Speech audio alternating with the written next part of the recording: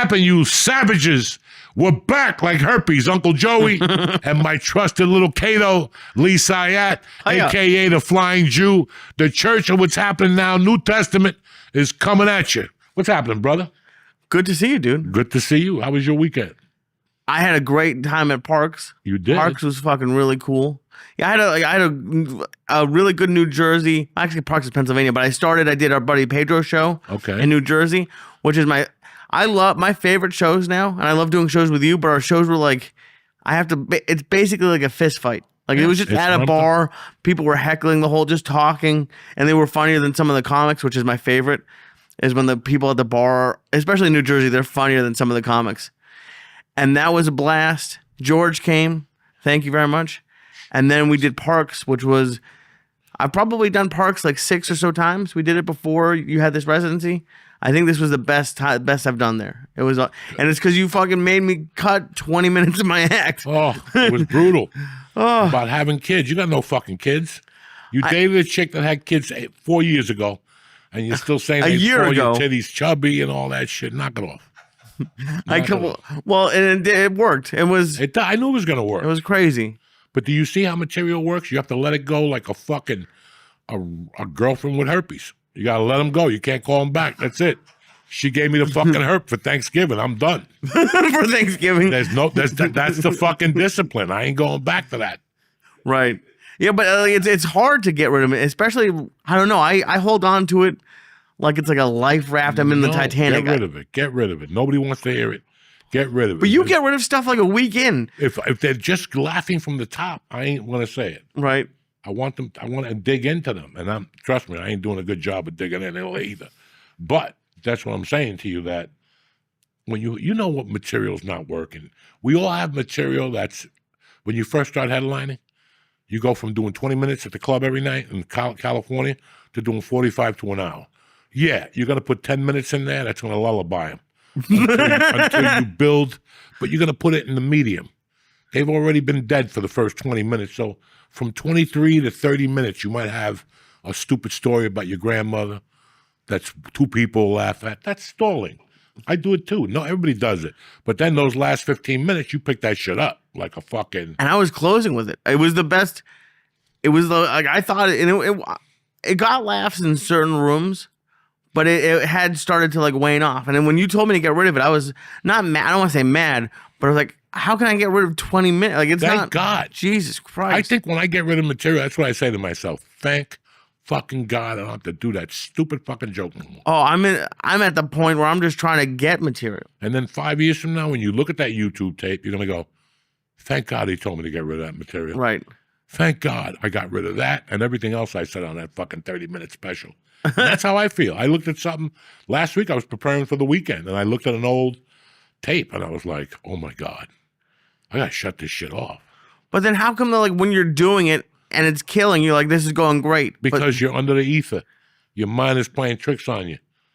It's like when you do a shitty movie, right? But you think it's fucking great, and on the set, everybody's talking about, oh, my God, and all of a sudden the movie comes out, and nothing happens. And you're like, and you look at the movie again and go, Jesus Christ, they're right.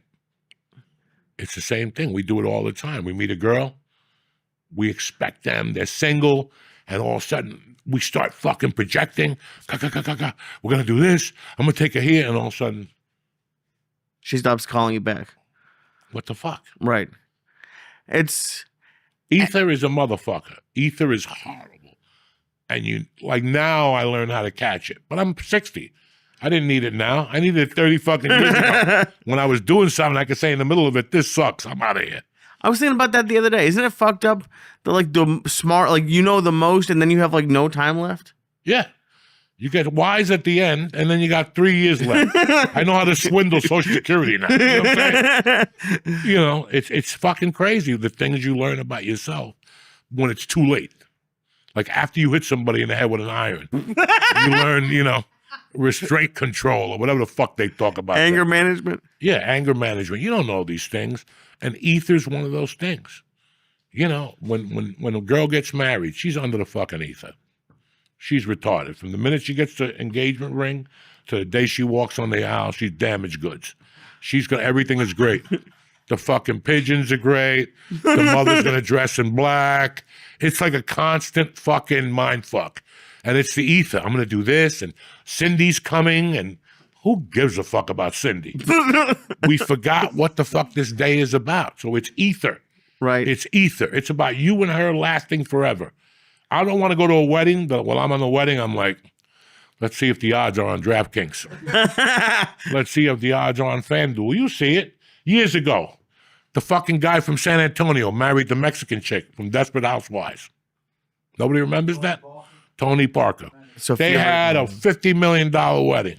White pigeons, limos, white people, the whole fucking thing. He's black, she's fucking Mexican. They had white people there.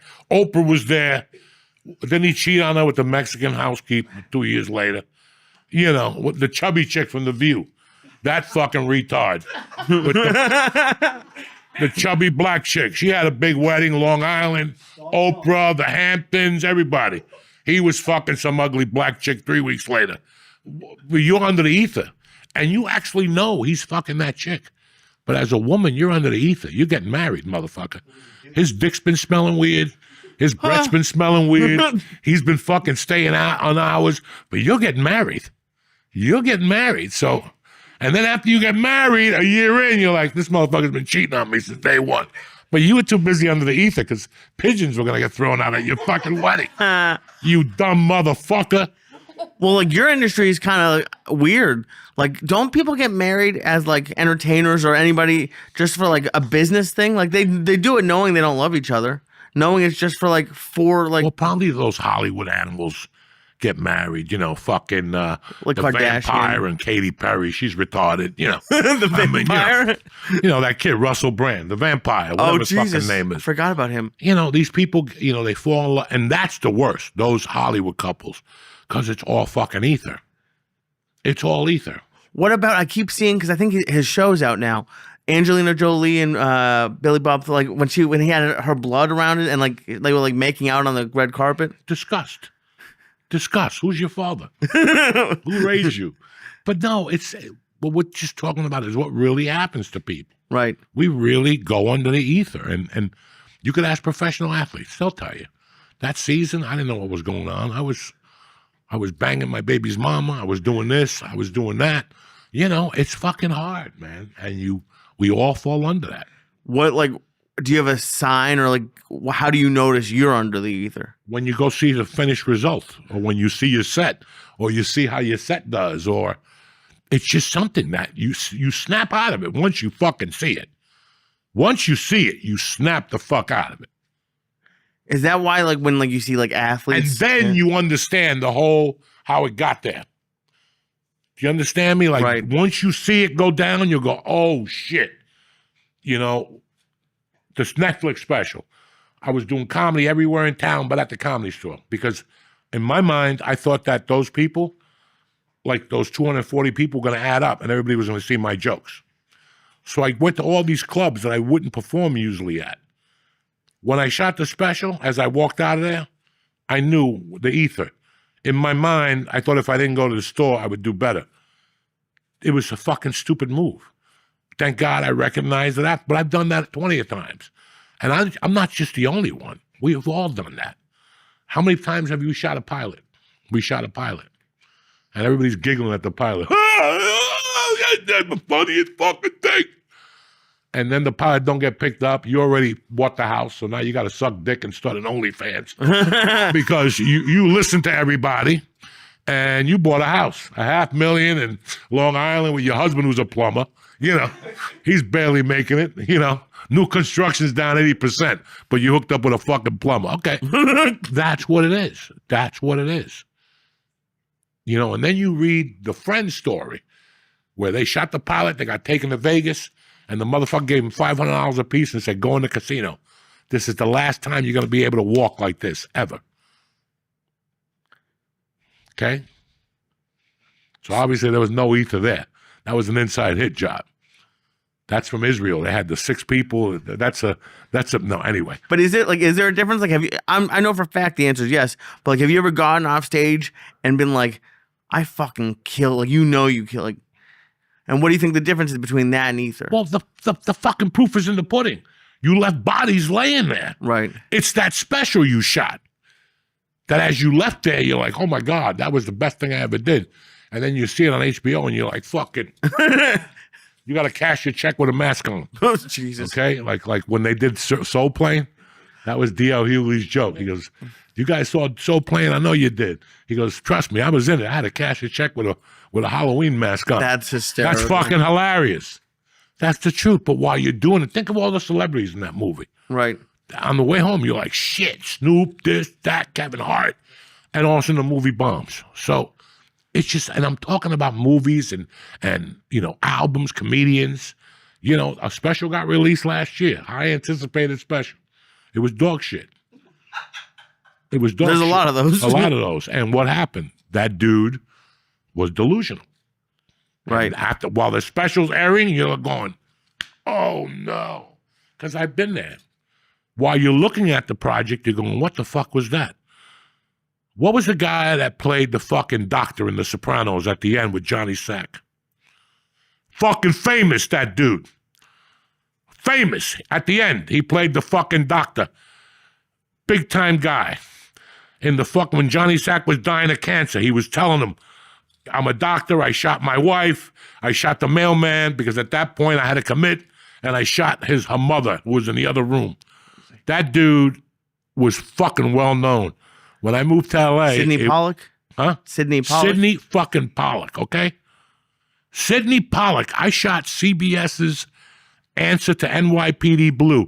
They paid Sidney Pollack $1 million fucking dollars to direct that. You got to hear me talking shit. I was looking at helicopters, houses in Miami, houses in New York. It was set to go. They told us when we were shooting the pilot. The pilot was fucking dog shit, and the show never got aired. They were going to use it as a mid-season replacement, but it was such bad dog shit, they couldn't do anything with it. Bronx County. What the fuck? That's what I'm talking. And that's when I learned. I was in there going, holy shit, I'm going to buy a boat, a car, everything Tony Montana wanted. Like, I'm going to get my own fucking island. I'm going to do everything. And then it fucking, so you never fucking know anymore, guys. Just, it's ether, and there's nothing you could do. We control it more as we get older or something. It's like a basketball. It's like fucking Phi Slamma Jamma against Villanova. Whoever that guy's name. What? Villanova? Who? Who's Phi Slamma Jamma? The guy that had cancer. Houston, when they played that year, they gave fucking the other team 13 points. I was in court. I remember. That's when court was in New York City at night. I got arrested buying pot in Harlem, and I had to go to court downtown, and they made me go to court at 7 o'clock the night of the national championship. I'm running back and forth calling sports phone. Putting fucking $1 in sports phone, it's too low. And in those days, if sports phone was too low, you couldn't adjust the volume. There was no volume. You got beat. You're like, God damn it. And then you had to put another quarter in. Hi, it's sports phone. We come at you every 15 minutes. They were given 13 points, and at halftime, I think fucking the other team, whatever, was winning by 13 fucking points. They went in there with this ether. They were Phi Slamma Jamma. They led the league in fucking this and that and slam dunks and three-pointers. And Valvano just fucking ripped the floor with him. I can't believe you were in court checking a score. Oh, fuck yeah. I'll never forget that. Did you put the bet in before court? Yes, I did. In those days, there wasn't no DraftKings. From the phone in the courthouse?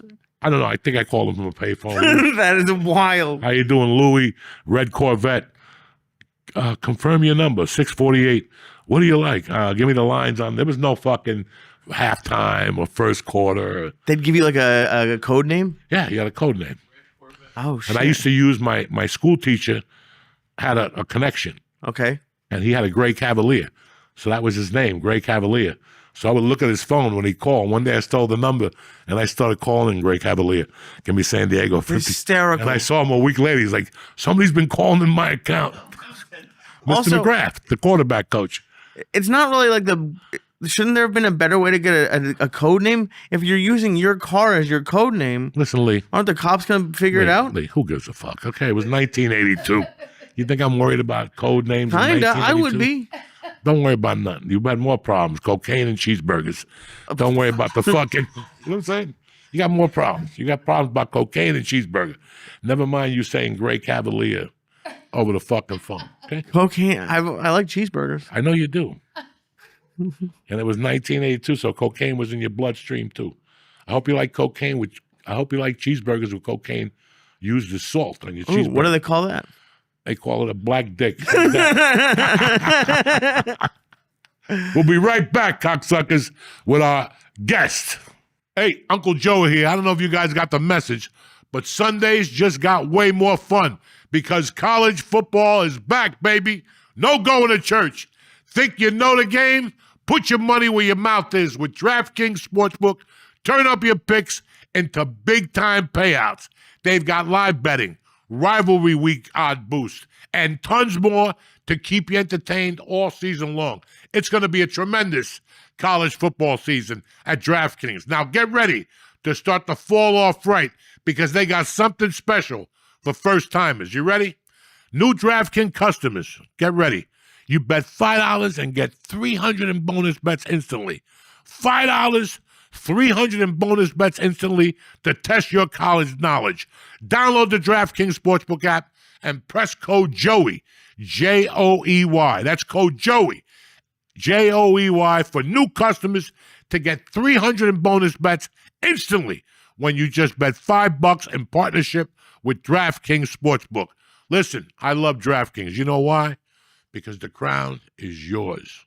Gambling problem? Call 1-800-GAMBLER. In New York, call 877-8-HOPE-NY or text HOPE-NY 467-369. In Connecticut, help is available for problem gambling. Call 888-789-7777 or visit ccpg.org. Please play responsibly on behalf of Boot Hill Casino and Resort in Kansas. Fees may apply in Illinois. 21 and over. Age and eligibility varies by jurisdiction. Void in Ontario. Bonus bets expire 7 days after issuance. For additional terms and responsible gaming resources, see dkng.co/audio. Uncle Joey here. As soon as 5 o'clock hits, you're ready to unwind, right? You turn your brain off for a while and start your journey to the moon within the cloud.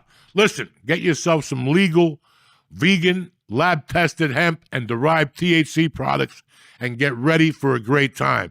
Listen, I love these products, especially the Vampire. In the Cloud is available in different THC levels, so you're never getting a surprise high. And remember what I'm telling you here. If you got to be 21 or over. Now's your chance to float above the stress because In the Cloud is giving new customers 25% off their first order plus free shipping. I said it. That's right. 25% off their first order plus free shipping. Just pressing code CHURCH, CHURCH at inthecloud.co or click the link in the show notes. That's inthecloud.co, inthecloud.co. Use code CHURCH for free shipping, plus 25% off your first order. When you order, fill out that quick little survey, and it supports the show and keeps In the Cloud sending you the good stuff. So go ahead, grab a gummy, and vibe out with In the Cloud. I just did. We're back, Jack. Uncle Joey with my girl here. What's your name? Catherine Narducci. Lorraine Bracco. No. It's I'm too It's high. Catherine Narducci, motherfucker. I know, the fucking edible hit me. What's happening, beautiful? What's going on? I haven't seen you in years. You don't even know who your guest is. Oh my God. What's up, beautiful? Holy shit. Thank you for coming over. Thank you. I know it's a long hike over on the ferry. I was like Barbara Streisand in Funny Girl. Don't rain on my parade. I wanted to sing on the tip of the ship. You can sing now. They love you at Cameraland. Everything is beautiful. Everything is warm. There's your new career. Huh? Broadway. No. Musicals. Listen, I don't even want to go into the city. Joey the Musical. Joey the Musical. That's next. I like that. That's next. That sounds catchy, doesn't it? Yeah. I would like to see the musical. That'd be Well, what are we going to sing about? That's the fucking problem. cocaine Just and sing your life cheeseburgers. out. Sing your life out. Sing your life out. Some Spanish songs, some Italian I songs. love it. Yeah, that would be fucking Tell funny. your story singing. Oh, they wait. You know, they say tell your story walking. Yeah. Tell your story singing. Listen, I can't walk and talk at the same time. Can you tell me? If I'm walking, I'm focusing on walking. You know what I'm Do saying? me a favor. I'm going to give you one acting challenge. Go ahead. Can I? Yeah. I want you to sing the story that you told me about somebody, we won't say who and throw them under the bus, invited you out to dinner, but they wanted you to go to an Applebee's. Sing that story. Listen, there's no song to sing that shit. And he grew up with me, and he was like, bro, wait till you have this food.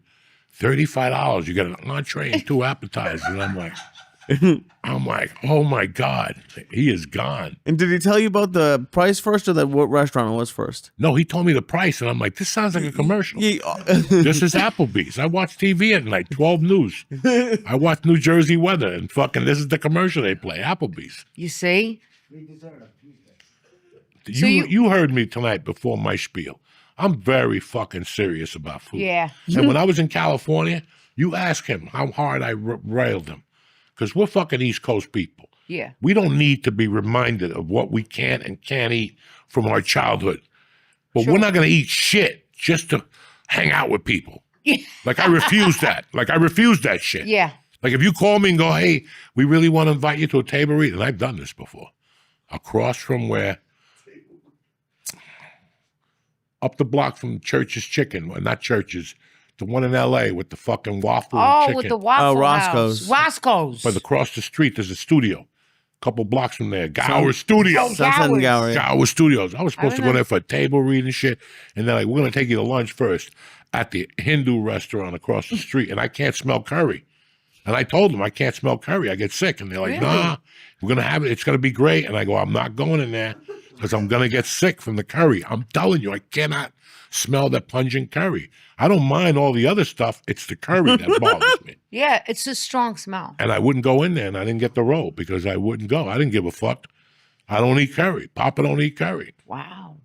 I don't want to smell it either. It makes me sick. My cheeks get red. I'm like, kids are allergic to fucking peanuts. I'm allergic to curry. He also refuses to go to Thai restaurants because one had bugs in it. Yeah.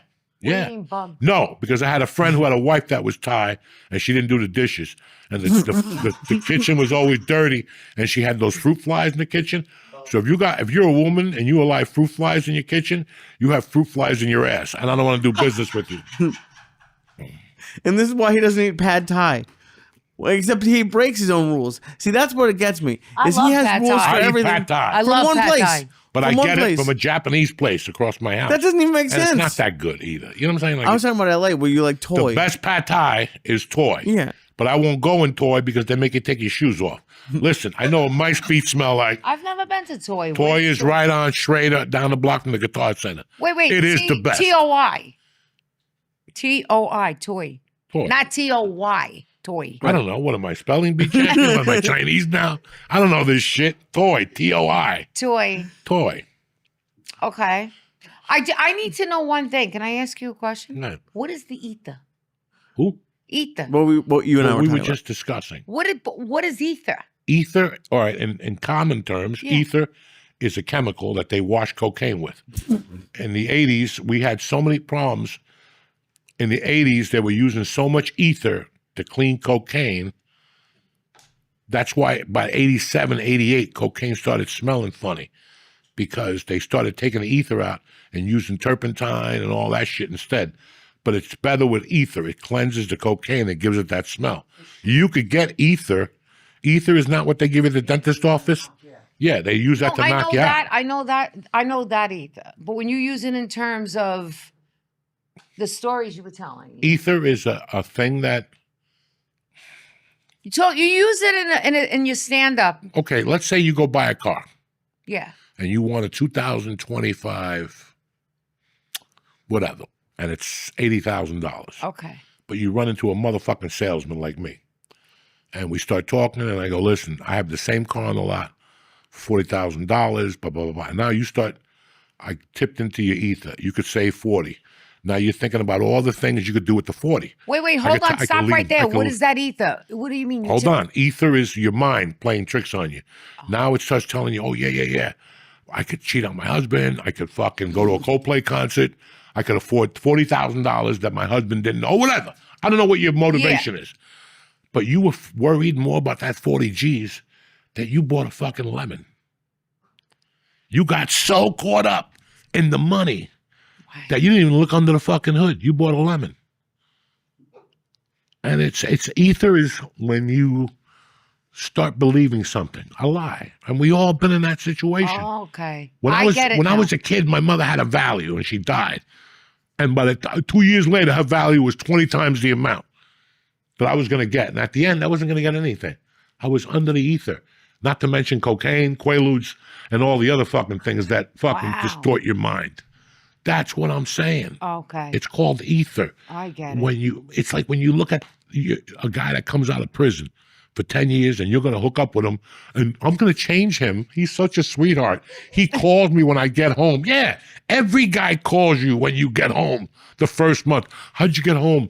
Did you get home safely? How's your mother? Yeah, we all care. Yeah. Everybody's a sweetheart in the beginning. That's right. And then you have these women, then they come back with a black eye and a busted nose. Oh, shit. He's so sweet. He's rehabilitated. What fucking, because maybe he's got an 18-inch dick and he puts it in your ass and it comes out of your fucking ear. I don't know. I don't fucking know these things, but I do know that there's ether. You ever watch those shows where the black guy gets out of prison and he's dating a fat little blonde chick from Louisiana or something? They have that show on one of those with the midgets. They have a show with the midgets. I've never seen this show. They have a channel that's dedicated to all this. TLC? TLC. Okay, I thought there was all one show. TLC has a show that women hook up with guys locked up. And you have to see their expectations. And you're like, I remember coming out of prison myself and sitting with my wife, at the time my girlfriend, in the front seat and just blabbing off how Christ took my life. And all I'm thinking about is a gram of blow and eating her ass. You know what I'm saying? Well, do you know what I'm saying? I'm going to college. I'm going to be a doctor. I'm going to fucking speak at universities. I'm going to do this. Knock it off. how long were you in prison? 10 months, 9 months. Oh, But you know what I'm saying? Like there's this ether that we fall into. yeah. And ether is another word for us wanting to believe something's going to happen. Yeah. Dog, if I get on Kill Tony Huh? and do my 1 minute, the world will get to see me. And I could get on the fucking Tonight Show. Or HBO could give me a deal. That's ether. But and it's you've only almost been like you're delusional. But you've only been doing comedy for a year and a half. But the crazy thing is, it's not like these things do happen. People do get on Kill Tony. People They do do get happen. discovered in LA and like go They from, do happen. So like it fucks with you. Like it does. Like you think it's, you think it's a possibility, and it is a possibility. But it's.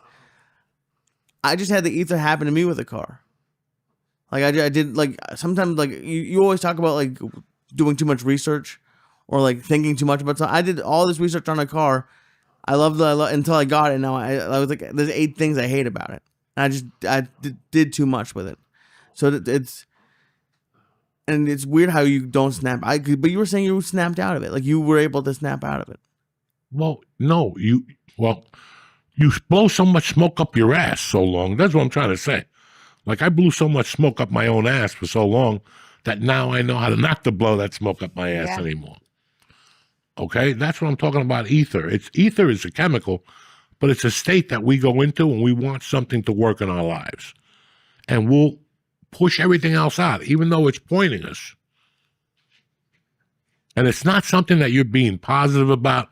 This could be like this is like the motherfucker that comes up to you and says, "If I grow a pound of weed with your name on it, okay." There's sponsors that'll come on this show. And after 2 times, they'll call and go, nothing happened. And I'll go, what did you want to happen? And then they'll go, well, if we don't get a sale by this week, we want you to do 2 ads for free. And I'll go, that's not how it works. That's not how this works. See, people want to believe that one time doing something is going to work. And I tell them, yeah, you could put an ad here, but I also want you to put an ad on CNN. It's cheap at night. After midnight, it's cheap. You need to do print. You need to do social media ads. And after people see your name at different situations, That's right. One day they'll say, you know what, I'll give it to $199. Yeah. It's not just fucking you. You know how many people have contacted me to put their juice or their coconut oil or their fucking sea moss on Joe Rogan's podcast? And I'll say to them, listen, it's not my job. And they'll go, but you don't understand. I have a kid who's got leukemia. I can't help you. I can't help you. Yeah. Like people come at you like that. Like I have an aunt. She's got one eye. She needs surgery. It's $400,000. If you get this on Rogan, it'll save me. Yeah. I won't even enable you. Yeah. If you tell me that. I'm not going to enable you. I'm not going to go, okay, I'll get you on Rogan, which he'll never go for it anyway. Yeah. But there's people that actually believe that. They're at home right now. Look at the Liver King. He wanted to go on Rogan so bad, he went to Austin, shit in a hotel, and he got arrested. You know, people just have, come on, Kathy. How many people come up to you with movie scripts and they go, if you could Every talk, day. Every day. If you could, my DM is filled with them. And what are they telling you? That they'll be made. They think that this one movie, and they'll be Quentin Tarantino. I kind of feel bad when I get DMs. So do I. So do I. How do you think I feel? Because I know this person put so much into it, and they don't know. They're still so green. They think if they get me attached, or like, can you give it to this person? It just don't work like that. Like you don't just go in front of the whole line. Like this took years to get where I am. Took years for me to get whatever I have. You don't just DM somebody, think the script's gonna land on my lap, and overnight you're gonna be an overnight success because now I have your script and I'm gonna hand it to somebody. Push the mic more towards you. You know, I'm gonna hand it to somebody and it's gonna make your dreams come true. It doesn't work like that at all. I just feel bad when people put so much into, one person, me, you, whoever else they're DMing. And I understand where they're coming from. So I have empathy that I know, like, this person doesn't really get it and he doesn't understand how it works and how you really go through a real process of pitching your script to real producers. You don't just DM an actor. I'm just an actor. I'm trying to get a movie too. I'm trying to work myself. Like, just because I know people, I'm not going to take your script. I don't even know you. You're a stranger DMing me and hand it to one of my friends. If I'm going to hand my friends one of my scripts, it's going to be something that I need from my script that I wrote. And I'm going to use that favor for myself, which I don't even ask people for favors ever. I'm very uncomfortable with it. And now the stranger that I never met is like, Miss Narducci, will you read my script? And it doesn't work like that. But I understand you. And more props to you. Go after your dream. Do whatever you got to do. Knock on every door. Break down every door. Try to get your thing out there. Try to, I get people like, can you put a word for me on, Godfather Harlem, or when I was on Sopranos, or any show that I was on, or any movie? Will you tell them I'll be an extra or this or that? Like, it doesn't really work like that. And I feel bad for these people who DM, because I want to help everybody. But if I helped everybody, what they don't know is behind you, I have 50,000 other DMs with people asking the same thing as you. And I want you all to win, but this is not how it works. It could, though. So never stop doing what you might think is impossible. Always do it. But the odds are not really in your favor of it working that way. The shortcut. DM this person, boom, get the hit. It's going to work. Everything is going to work out. It doesn't really work like that. I want it to work like that. For me, something like that kind of worked with me. I walked off the street, open audition, got a Bronx Tale, and it did work like that. So that's why I have empathy for these people that are trying like the one shot. If I just do it, DM people, however they're doing it, it might work. Maybe somebody will answer you and will get it to somebody. So don't stop, whoever you are. Keep doing what you're doing if that's the way you want to do it. But most likely it won't work that way. You got to go through the proper channels, and I think you have more of a shot working it that way, going to. And I have empathy also, and that's what you have to look at it and go, I'm empathetic also. But here's where it doesn't get good. Yeah, sometimes. Go ahead. I've helped those people. Yeah. I've been one of those guys that said, let me see what I could do. Yeah. And I've gotten something. I've done it too. And then it doesn't turn into one favor. It turns into two or three. So it went from borrowing my watch for the day, to now you're going for my whole arm. Well, that's right. People don't know when to stop. That's one thing. Yeah. And then the other thing is I look at the reasoning they're coming at me with. And like I said to you guys, I've had people contact me and say, I need this. My daughter's got leukemia. They know I have a daughter, so they hit me that way. Yeah. Okay? They hit me with weird stuff that I know. Well, that's called a guilt punch. This weed shit, this weed business shit, those are the biggest maggots in the world. They're the biggest maggots in the world. The weed business, the way they leech onto you, they're the biggest fucking maggots in the world. And that's why I don't mess with none of them. I've cut them all off. You can't even give one of those motherfuckers a prop because next thing you know, you're a spokesman for their company. Oh. And you can't, dog, you got to be very careful. Yeah. And you try to walk the earth as a Christian, kung fu, helping people out. Yes. But people don't know when when no is no. People don't know when you reach your limit. When there's nothing I could do for you. I wish I could help you. Yeah. But you're at, before anything happens in my world, I got 20 people that I love and cheer for. Before I donate to the Red Cross or fucking this guy, I got 20 family members that you know what I'm saying? Yes. If you think I'm going to give $200,000 to some art gallery to have a party and drink wine, ha ha ha, but my fucking people are starving, my people ain't doing shit. Yeah. No, I'm not doing that. Yeah. That's what most people do. They want to save the world, but not the people in front of their fucking eyes, okay? Yeah. I'm one of those guys.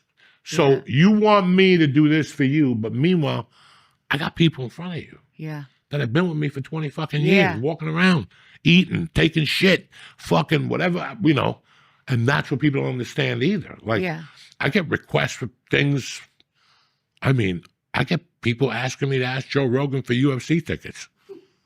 For $10,000 tickets. They don't even know the man.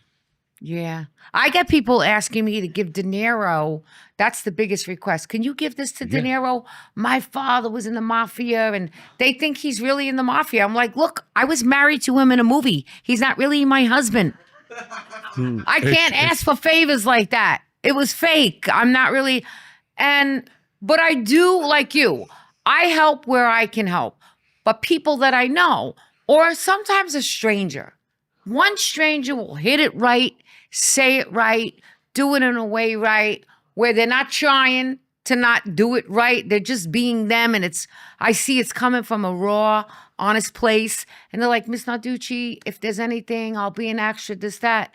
And I'll go look at their page and I'll look at their face and I'll look at their eyes and I'll go, I like this guy. I'm going to help this one. Me too. I do. And I'll go to casting if I'm on a show and I'll be like, if there's any extra stuff, get this guy. And I'll help. I'll help my friends if I can help, even acquaintances. Most of my friends are on their own and they're doing their own thing. They don't really need my help. But like some acquaintances that want to be like, get me a little role, an extra job or something, like I will go right to casting. I have no problem with that. If I'm on a show, you do have a connection with casting. That's somewhere where you do have a little, not pull, but a real connection where they may listen to you. You could help them with some extras. And I can do that. I'll do that. I'll help people. Or my friends that are actors, like certainly you're a great actor. Like I'll be like, he should be on Godfather. What are you kidding? Or like whatever I do, I always mention my friends. But the people who just DM and send me a whole script, they expect you to read it. You're so busy. You got so much shit on your own table. The motherfuckers are the ones when you're eating dinner or you're at a bar talking to somebody you haven't seen in 10 years and they come up to you, excuse me, and I don't mind the excuse me, nice to meet you, let's take a picture. Yeah. But it's the motherfuckers that had 3 drinks in them. Yeah. See, because once you involve alcohol, that's a complete different animal. Yeah. Now they want to sit next to you and stand there and ask you creepy questions. And listen, I'm telling fucking Catherine Narducci my life story. I don't need you over here. But they don't understand that. Yeah. And if you say something to them, they get offended. Yeah. They want to talk business at 11 o'clock when you're on 3 mushrooms, you smoked 18 joints, and you're fucking high. And it's like, guy, go away. It's never like people, we talked last week about I learned something from acting, and I took it for the rest of my life. What was it? The moment before. Love it. The moment before. It's so important. But then when you look at the moment before life, when some guy runs down the streets and says, Catherine, fuck you. I hated you in The Sopranos, and it's 8:30 in the morning. And now you have two things. You can look at him and go fuck your mother, and lower yourself. Or you can keep walking and go, what happened to him at 8:05 in the morning? Yeah. Yeah. What happened to him? Did his wife bite his dick? Yeah. What happened to him? The moment before. Because if you go at him when he comes back with a knife and stabs you. Oh, yeah. It's like people on road rage. When you get beat up in a fucking car, you don't know where that guy was the moment before. Yeah. It's so very important. It's so important. So, you know, I'm sitting there talking to Catherine Narducci at a bar having 3 drinks with her. This idiot comes over, hey, Bucco, hey, this guy, big pussy. And then on, and all of a sudden you're like, you know, my mother just died. And they just cry. They don't know what the moment before. So when you walk over there, be very cautious. And that's something that you learn at your home. Yeah. That's not something you learn at night. You learn that in your home. Your mother taught you that shit. Yeah. Don't, you know, approach him, say hello, and keep fucking walking. He's talking to a woman. People feel like they know you.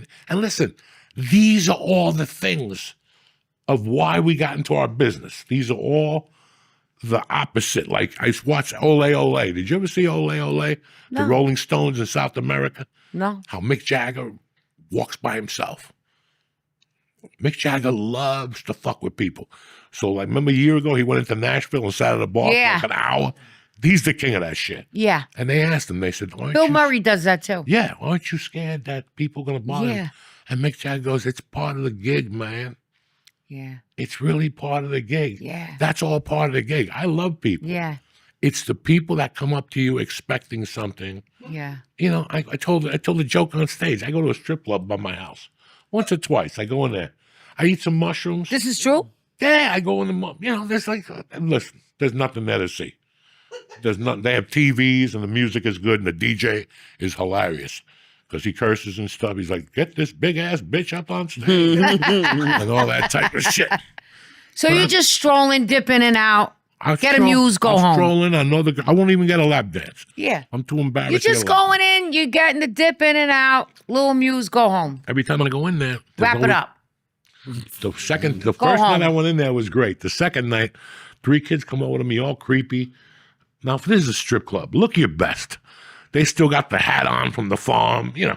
3 fucking do's and boxes from, you know, like they said, if they're from anywhere else from Brooklyn, they're all farmers. These guys were farmers. They hadn't bathed. It's Friday. They went right from work to out. And they come over to me, you know, you Joey Diaz. And I went to a strip club.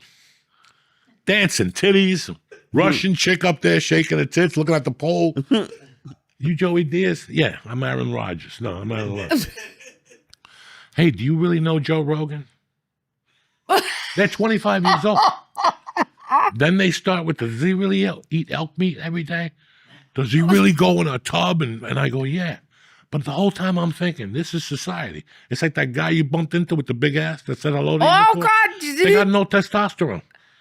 Why would a 25-year-old talk to a fat fuck felon, old fuck, about another old fuck that lives in Texas that eats elk? There's pussy everywhere. There's bitches everywhere.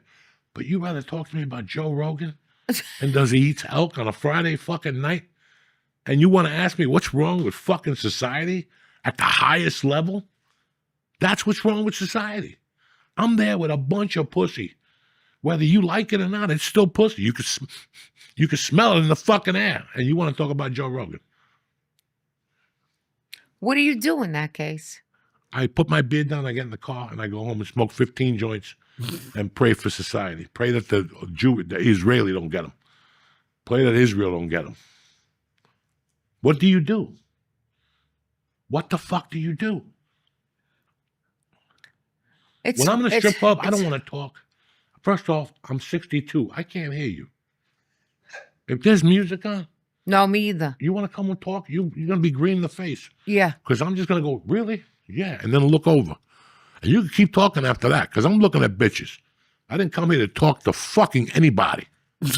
Okay? I want to look at naked women. I'm 62 years old. I've earned that right. Yeah. You have. I'm out in the park with a long jacket, a rain jacket on. You're not giving even getting a lollipops lap to little dance. You're girls. allowed to sit there and look. I don't want a lap dance. That's still embarrassing too. Yeah. And you come in your pants and you squeak out of there. I got to squeak out of there with that. And then I got an itchy nut and red skin for a month because I didn't want to dry patch it in the car. No, I'm too old for that shit. Yeah. Now I got to dry this patch. is a lot of information. We know how we do it here, Catherine. Oh, man. So I want to ask you a question now. Go ahead. You sent me a funny photo because you liked the movie The Alto Nights. One of my favorites. And you sent me a photo. I love that you sent me the photo of your house, your TV in your, where was that? Basement. In your basement. And it was, I think it was it me on the screen? Yeah, it was you. In The Alto Nights. Yeah. I want to ask you, what do you think it is that you like about that movie? What is it that you like about it? Well, let's get back to basics. I've always liked you. So I loved you in The Bronx Tale. Then you popped up in fucking The Sopranos, and you were really good in that. I really enjoy you. Thank you. There's not a lot of people I enjoy. And I'm the type of guy, if I know you, I kind of cheer for you. Right. For the movie. Like when you're in the movie, I'm cheering for you while I'm watching the movie. I loved you in that other fucking movie. The Irishman? Which one? Irishman? Yeah, when you took Joe Pesci's clothes off. Oh, yeah. I love that scene. Not that you took his clothes off. He said, take off your shoes and whatever. Yeah, the bloody clothes. I love when you came down, how you looked. But this movie, there was something different about you. This movie was you, Aerosmith is Aerosmith, Guns N' Roses is Aerosmith on steroids. This was Catherine Narducci on steroids. This was all your year's work because you've always been funny just being you. Arthur, they told you not to shoot the fucking gun off in the city limits, You always got to say fucking something, But this movie, you were extremely funny. Your character really played out and your beauty played out. It was I was disappointed when that movie came out. I read for that movie. And I was I wasn't disappointed I didn't get it. I'm not one of those guys. Could I ask you what role did you read for? Tony Bender. Everybody read for fucking Tony. And then they cast you from Tony Bender. And the scene I read for, they broke it up into 5 guys. Fucking brilliant. We could talk for hours about that movie. Wow. The scene when he's yelling at the TV, Vito. Yeah. And they go, tell him about Columbo. He let off whatever the dude. And the dude jumped 6 stories with a 5-foot blanket and all that shit. Yeah. That was all one character. They broke it into 5 different bosses talking about how Columbo put that guy in for mayor and to let the guy they shot in the barbershop off. Oh, Michael Rispoli's character, Joe... Maranzano or whatever his name is. Yeah. Mazzarano or whatever the fuck. I'm so mad I don't know.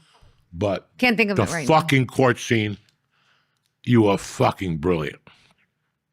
He spends all his money on the putans. It was very reminiscent of the scene when Christopher gets the AA thing, when you all go to his house. And he gets the intervention. The intervention. It became a circus. That court thing became a circus. And then you even say it in the scene. This has become a circus. But the beauty about You're a clown. You're a clown. You spend all your money with the putans. Ask him. He gives all his money to the putans. I'm a broke man. And he's there fighting. He's my stepfather. He was good in that. I haven't made $1 in years. Mm-hmm. I'm an old man. I live on Social Security. Yeah. And you're like, bags of money come to his house. But the beauty about that whole scene and how it was written, that at the end, you come back and you go, and Your Honor, you want me to tell you what the fucking dumbest thing in the world is? I still fucking love him. I know. If he asked me to take me back, I'd take him back today. Dysfunctional. That's a beautiful fucking scene. That's funny. And the scene was written like that. I know you improvise. I know he told you just do what you do. But even that scene, like no matter what happened, I still love him. You sold that. You really sold all Thank you. How he tortured you, with the money when he comes in to get the fucking money from the register. Oh, yeah. And Tony's there. And I jump over the bar. I enjoyed that movie. When that movie came out, I was really depressed. Like it had been out. Somebody goes, I go, that movie didn't come out yet. And they're like, yes, it did. It's in the fucking movie theaters. I go, no, it's not. And I went online. I'm like, oh my God, it's in the movie theater. I didn't know nothing. Wow. To the release date. I didn't see an ad. I didn't see an internet. Nothing. Yeah, they didn't really publicize nothing. it too much. And the problem is, when you have such a big budget like that, on a film like that, there's a lot. You ever put on an Amazon film late at night that you've never seen or never heard of? I don't have Amazon. Wait, 5 out of 10 of them are horrible. Okay. Like I just watched one about D'Onofrio. He's a mob boss in Brooklyn, and he gets hit in the head and he goes into a tree. Oh shit! Oh my God! It's horrible but funny. Vincent D'Onofrio. Yeah, he's a mob boss, and now he gets hit in the head. His old men go to shoot him. He jumps into a lake. They think he's dead, and he shows up on a tree. What do you mean, a tree house? In a tree house, because they're gonna tear down the forest. So he wants to sit in the tree house. So he's a mob boss. They're all coming to him, going, please, Vito, come down. In a tree house. In a fucking tree house. Oh my God. Cute movie. But then there's like another one. There's like 20 Italian movies on there that all of them should be banned. All of them. Like, are you in Grapeland? No. And then. Not even just taken off, just banned. Why are they? What's that? They should be banned. These movies are just never made them. But there's a movie on Amazon. Let me tell you the cast. Go ahead. Godfather of Harlem. The black dude. Yeah. Oh, are you talking about Forrest Whitaker? It's Forrest Whitaker. Oh, Forrest Whitaker. It's Ray Liotta. It's fucking Justin Timberlake's wife. Jessica Biel. Fucking gorgeous. Gorgeous. I mean, it's an all-star lineup. The English kid from the movie with fucking Angelina Jolie. I mean, great names. Movie was shot in toy. It was shot in toy, but I have a friend who was the hot dog man on that movie. And it's a movie about Ray Liotta comes out of prison, and he goes to see his daughter, and it's Jessica Biel, but he can't tell her. And Jessica kind of hits on him, and now he's caught between a rock and a hard place, and he's going to die. Wait a minute, his daughter's hitting on him? She doesn't know it's his father. Oh, that's creepy. He goes to the strip club. Wait, how is this movie, though? It's a good movie. It's very interesting. Wow. Oh, shit. You know who plays the strip club owner? Roadhouse, the dude who died of cancer, with a fucking wig on like Walter McDowell. Who? What's the guy that died of cancer from Roadhouse? Oh, Patrick Swayze. Patrick Swayze. Dog, it's an all-star fucking lineup. But I have a buddy who plays a hot dog man in a scene with Forrest Whitaker, one of Gabriel Iglesias' buddies. Shit. So I bumped into him and I go, bro, good dude too. I forget he's on a commercial now too. I go, bro, I saw you in that movie. You were fucking great. I go, why didn't that movie ever get released? And he goes, they put so much money into the actors and the locations and shit that they ran out of money for the advertising. Wow. Really? And he goes, it happens a lot. What's the name of the movie? IMDb, Blue something. IMDb. Patrick Swayze and who? Just put Ray Liotta's IMDb and look at I gotta know. We gotta know now. No, this movie is fucking wild. And like they shot it all on Gardner. They shot it where I live. I know all those businesses there. So the end of Gardner, there's a floral shop. And that they just closed that during the pandemic because that's where fucking Powder Blue. Powder Blue. 2009. Who's in the movie? Tell them the cast. Yeah, give us the cast. We got Jessica Biel, Eddie Redmayne, Forrest Whitaker, Ray Liotta for Los Angeles. I thought Vincent D'Onofrio was in it. No. The other guy from Roadhouse. No, Forrest Whitaker, the Godfather of Harlem. That's what I'm saying. Wait, what was Vincent D'Onofrio in? Where he lived in the treehouse. Right. What was that movie? Patrick Swayze. Shit. This movie had to be long ago. Patrick Swayze's dead. 2009. Oh. Armando Cosillo. That's my brother. He's in that movie. He plays a hot dog man. Yeah, his name's Jose. Yeah, he fucking told me. He goes, they ran out of budgeting. They ran out of advertising money. Wow. Then a lot of times, a movie that'll happen. So that's what I thought happened with Outdoor Nights. But I still wanted to see it. At the time, I couldn't take my daughter. I take my daughter to the movies. But she was too busy with softball and shit. So finally it came on TV. Yeah. I paid for it first. Yeah. I paid for it. And I fucking liked it. I loved you. I loved Deborah Messing.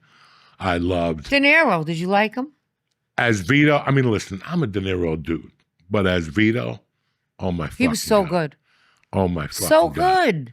A couple of those wise guys in that movie were fucking great. His Yeah. partner, Tony Bender. I didn't like the way they portrayed. Tony Bender passed away. Did he? After Yeah. the movie came out? Or before? Yeah, before it came out. I really I got- love that guy. I didn't like Vito in that movie. The guy that played, no, Vincent. The guy that played Vincent, what Vincent plays in Godfather of Harlem. The guy that was the boxer. Oh, the chin. The chin. I didn't like the chin in that movie. They made him look like a retard. The chin wasn't a retard. He just shot the guy by mistake. He didn't shoot him right. And instead of shooting him 3 or 4 times, he shot him and ran away. Yeah. But that guy didn't go on to fucking lead a crime family being a retard. He ended up playing a retard later in his life, but it was also a scam. He was that brilliant that he played. Right. You know, He so played He that. He faked was. that's the crazy. only guy I didn't like in that movie, how they played him. Everything else was solid. I liked the name of the club, the social club was the Alto Knights. Yeah, the alternate. I liked how Columbo was very politically fucking, that's what a gangster was, you know. They got to be in politics, rocking it. And I liked all that. And you were great, man. I thought the movie was so good. I thought De Niro was on his game. I loved everybody in it. I loved the whole cast, and I loved Tony Bender.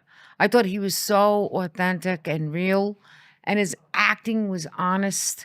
He was so chill, that guy, always just like himself. And that's the key to acting.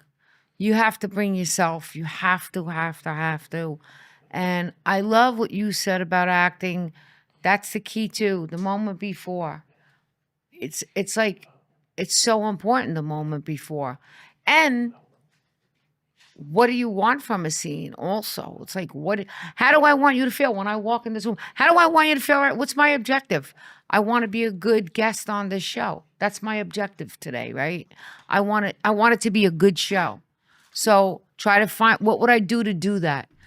Good subjects to talk about, make it interesting, but be natural and organic. That's my objective. I just want people to like the show. I hope people like this show and find it interesting.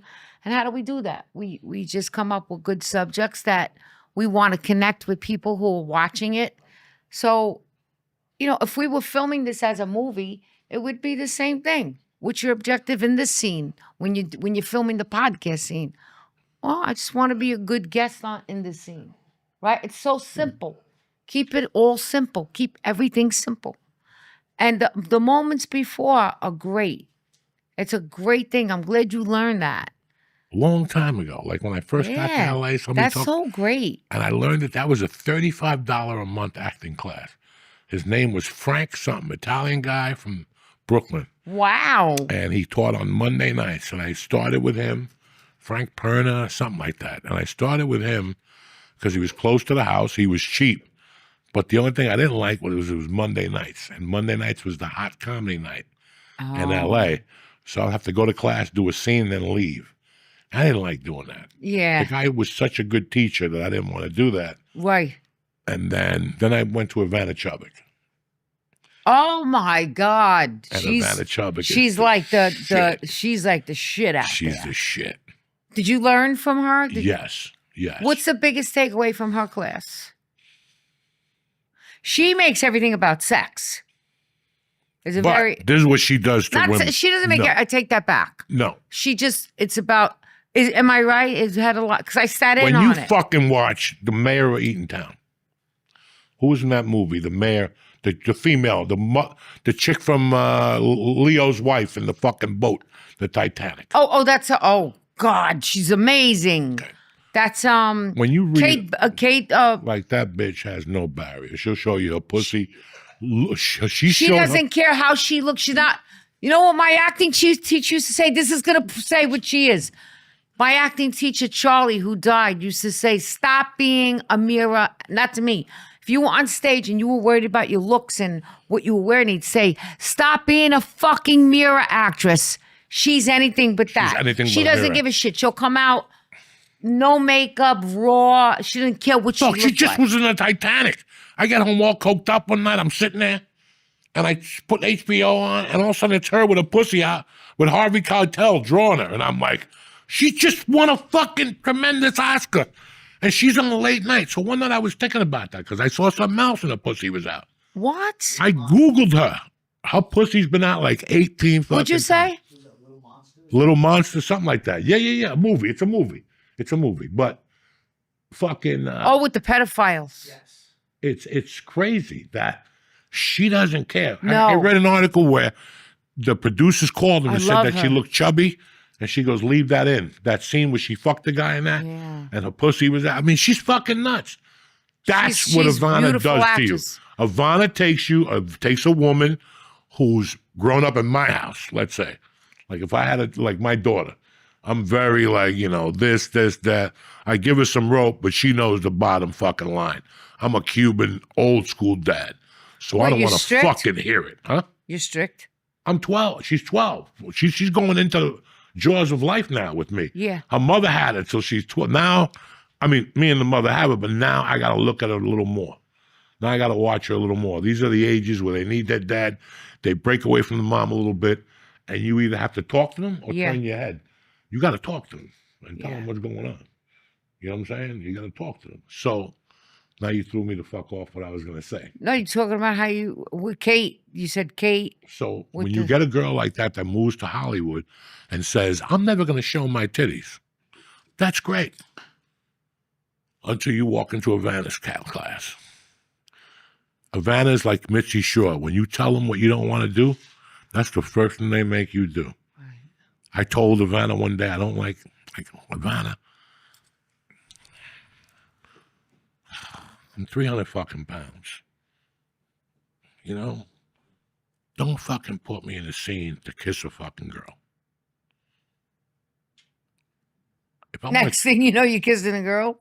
I don't want to do it. Next thing you know, she gave me the role of Ernie, Ernest Borgnine, in that movie where he plays the butcher and he falls in love with the pretty girl upstairs. Marty. That's the first scene I did. She made me kiss somebody. And dog, I had to go to the girl's house and rehearse it with her. I would tell her, no, I don't want to do it. Could I ask you something? Go ahead. You're so outspoken. You're so... I'm not going to say the word, the P this, the P that, the F this, F that. Try to get you to do like a little thing where you're kissing somebody. What do you, shrivel up like a prune? Yep. Why? That's why I'm not big on So strip then clubs. I'm going to tell you what that's about, the psychology. It's all a front. I'm a prude motherfucker. No, that's all a front. Listen, no, because I know for a fact. Listen, I'm 62, I'll tell you the truth, okay? Yeah, go ahead. I love strip clubs. And I'm a Cuban, old school cokehead. I had a fight off the machismo all those years. But I got nothing wrong with Catherine Narducci coming up to you at the bar. I'm going, Kathy, why are you talking to Lee? I got an 8-ball of coke, and I'm going to suck your fucking uterus out. Okay? And I want you to go, you're right. Let's get the fuck out of here. Is that how that would go? Now, God forbid, Catherine Narducci said to me, hey, I got an 8-ball of coke. Let's go back to my house, have a few cocktails. and see Reverse where it. goes. I'm done. I run out of there like a pussy. I've done it before, and I'll do it again. And especially, it is the weirdest fucking thing. So when I go to a strip club, I don't mind me going to you if I'm coked up and drunk. I haven't done coke in 18 years. So that side of my personality left. Yeah. So now it's even more. But then I felt bad for the girl. I'm 300 pounds. Why would a pretty girl want to kiss me? That's forcing myself on her. Even for a fucking scene in a movie. When a girl has to kiss a man in a movie, the guy's at least a fucking 8. Okay? And she don't mind. He's an 8. Okay. I was a 4. I don't want to kiss a girl that's a fucking 10, that's 20 years younger than me or 10 years younger Could I than just me. say something? Go ahead. Do you love acting? You're an actor? I love doing it. Are you an actor? I don't know. Oh, I like that honest answer. I don't know. It depends who I'm around. It depends who I'm with. It depends who I'm in a scene with. It depends who I'm working with. I don't know. I can't do voices. I can't do fucking accents. I can't dance. I can't jump up and down. So I don't really know. I can look at your eyes. I can be sincere. I know all the principles of what I want to do because I stole the principles of acting and used it in my stand-up. So I was one of those dudes that understood acting. Yeah. Like I just told you about a movie I have an audition for. Yeah. Okay? I got to go to New Mexico. They're paying scale. They want you to play Italian, Mexican. Right. But what do they call it? A fox? That's not the point. That's not the point. At the border? Right. A smuggler, whatever, right? But the point is this. Coyote. A coyote. The point is this, that it's a chance to act. Something's right? kicking in over there. Oh, yeah. He's all Holy zomboed shit! up. Yeah, he's all zomboed up. Kicking in. It's his lucky night. So, there was a time when I was already on top of that. Remember, I booked a bunch of movies from sending tapes in. I do my own auditions. I get films in pre-production and get the scripts from the agency. Do you feel in your heart, of hearts, in your gut, the same way if I said to you, Joey, are you a comedian? That I am. Are you a comedian? Fuck yeah. Are you a good comedian? Yes. Do you understand comedy? Yes. Do you think you're a good comedian? There's better comedians, but I'm good. I could hold my own in a room. Let's just say that, okay? Okay. I could hold my own in a room. Okay. I'm not the best comic. I'm not the best writer, but energy and heart and enthusiasm always wins with me. Okay. It could be a minute joke, but the way I'm enthused about it, it becomes bigger. It's smoke and mirrors. Do you think that you were born to be a comedian? Yes. Is there anything else you can do better than comedy? Steal. Rob, plan. I love all that shit. Still today, you can steal better than you could be a comedian? No. That's not even in my world anymore. Okay, so I couldn't be a burglar now. You know what I'm saying? So I couldn't walk on the ladder. I can't go in through a mirror. I go in through a TV. I go in through a fucking window. I'm gonna be sore for 4 days. So stealing was survival. Comedy is for survival too, because comedy, I'm not a comedian, but I'm an actor, and I understand the art form of a musician, a painter, or a comedian, an actor. Comedy was survival until I realized the stakes. I'd say that to you. That comedy was survival. I didn't want anybody to get a touch of me. I had just gone through a divorce. I owed $250,000 between attorneys, Discover cards, Visa cards, MasterCards, American Express card. I couldn't get a job because of the felony. What was I going to become? An acupuncturist? What was I going to do? I can't take the test. I can't get a license. So at that point in my life, I was always a big fan of comedy. I never thought I'd headline. I figured I'd do comedy and drive around the country until I fucking got old or OD'd. When I started this, it was just to disappear and to find out who the fuck I was. Let's take this in a car, a moderate car. It wasn't no Cadillac. It wasn't no Maserati. It was an 89 Nissan B210 with a broken suspension. And I just wanted to go out there and see what was out there.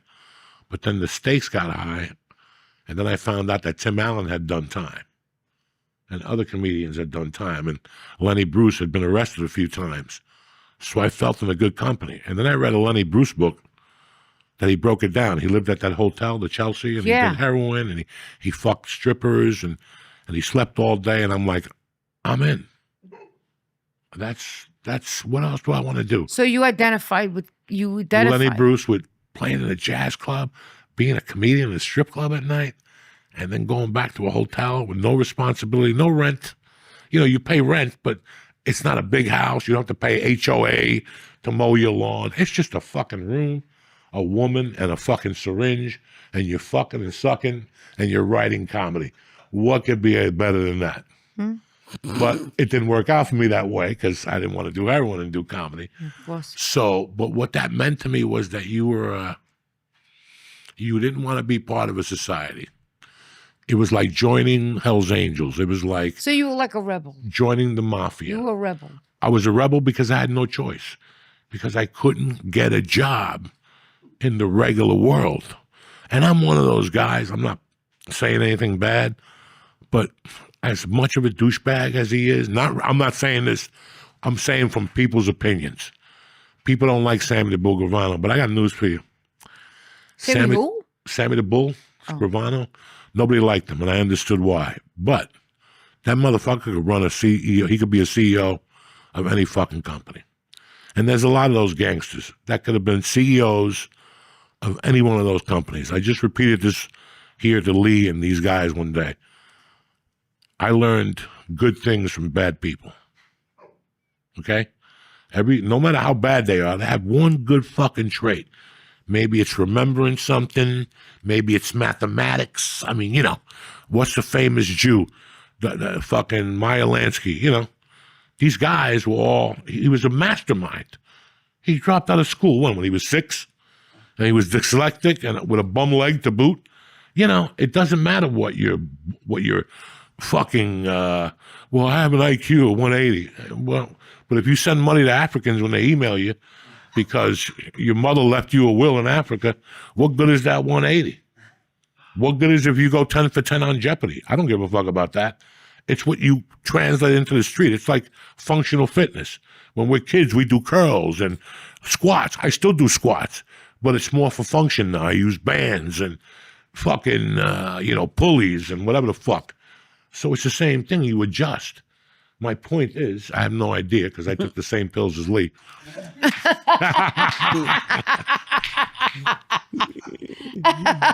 Well, here's my question is to you.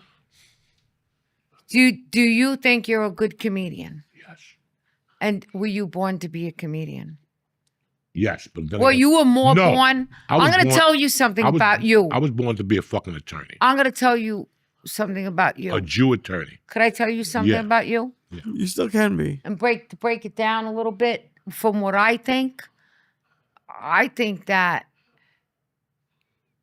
on top of the hard exterior and the cursing and the fucking motherfuckers and you savages and everything, I think that there's a guy underneath that and behind that whole wall who gets on a stage and gives this massive, hard exterior. Like he's so brutal, he's so honest, and he's connecting to all these other hurt people who are hard and this macho kind of thing. But I think the connection with you is you also, on top of that hard exterior and that wall, I do believe that the real connection is not that. I think that we see through that wall and see that there's a guy behind all that who is actually like this really good guy, this teddy bear who you're on stage being a comedian and you're good at it. These are all your survival skills. And it's also you connect with these broken people in a way through your comedy. It's kind of like what's the word I'm looking for when you do reverse psychology? You're doing sort of a reverse psychology where you're like, come on, you motherfuckers, and you're like, you're using that, but you're connecting in a way where you grab them because they understand. We understand what you're doing. You're good at what you're doing. Like you're making a connection with these people with that hard exterior. This poor bastard. This guy is having a meltdown behind the scenes. He's having a meltdown. No, you really are. You're like this guy that really connects in a way that it's almost like it's sort of like a psychology thing that you do where you come up with the hard exterior, but you're also connecting with people and helping people in a way where it's like, show me you're helping me without showing me you're helping me through your comedy. It's a good way of putting it. And to answer your question from before, yeah, I feel like an actor at times, but the last 5 or 6 years I haven't, because an actor wants to get out there, whether they pay him $1 or whether they pay him $10,000. So does a comedian. But the problem the last couple of years is the money has gotten so bad and they want you to do weird things that I've just said, you know what, I'll pass. Yeah. So that's why my hesitation, that's why I hesitated. That's why I hesitated answering your question before. That's why I hesitated answering your question. What about, are you an actor? Yeah, because I got offered to play, and I didn't want to do it. Why? It was in the heart of fucking July. It was a weekend in New Jersey, which I don't know about you. I don't think people go to plays in New Jersey on the fucking weekend in July. Okay? But right away, I don't want you to sound like I was negative off the bat about it. The real reasoning was the time. I like my time at home. I like my time with my daughter. I like being close to her. For the first 7 years, I was always doing a podcast or doing something. And I was in her life, but not, and I saw the change when we moved here. Because women don't want to be loved. They want to feel secure. Yeah.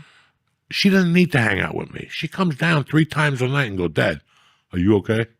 And then she'll take a water and get right back on the phone. But she comes down. And I could see that. So I like being around. Yeah. You know, like I like being around. I like when she gets home from school. My parents went home when I got home from school. What a fucking horrible existence. In the old days, somebody was always home when you got home That's from school. called a latchkey kid. That's called a what? Latchkey kid. What's that? That's a kid who lets himself in. Yeah, I was one of those kids. Kid. Yeah, You let I was a yourself in, latchkey. then nobody's home. I wanted to be a latchkey, but not now. Yeah. A little later. Yeah. A little later. You follow me? There's just so many things. And when you do a play, you have to commit. That's a fucking commitment. You just can't wake up and go, well, today I don't feel like doing it. That's like anything else in life. You committed to something. There's 8 people waiting on you. 8 people waiting on you. And like, again, I'm getting to an age where I wake up in the morning. I may have to go to the Bronx to see you, but I smoke a joint and I change my mind. Yeah. I'll go, that's it. I want to eat clams today. I don't feel like eating spaghetti. And I'm one of those idiots. You won't go, well, you know what? I have a T-shirt that I had made, and it says, I'm not a planner, I'm a canceler. I cancel everything. I make plans and I fucking cancel them. I'm a professional canceler. I'm lucky I'm here today. I'm happy you're here. You But I'm made my happy I'm fucking here. week. I'm happy I'm here. I got to meet this whole great, let me tell you, by the way, people, his behind-the-scenes crew, It's the best. the best. They get me The fired up. conversations behind the scene should have been filmed. It should have been filmed. You missed the gold. The gold was behind the scenes. Starting on the 8th. Who's Rudy? Rudy's. You like Rudy's. Yeah.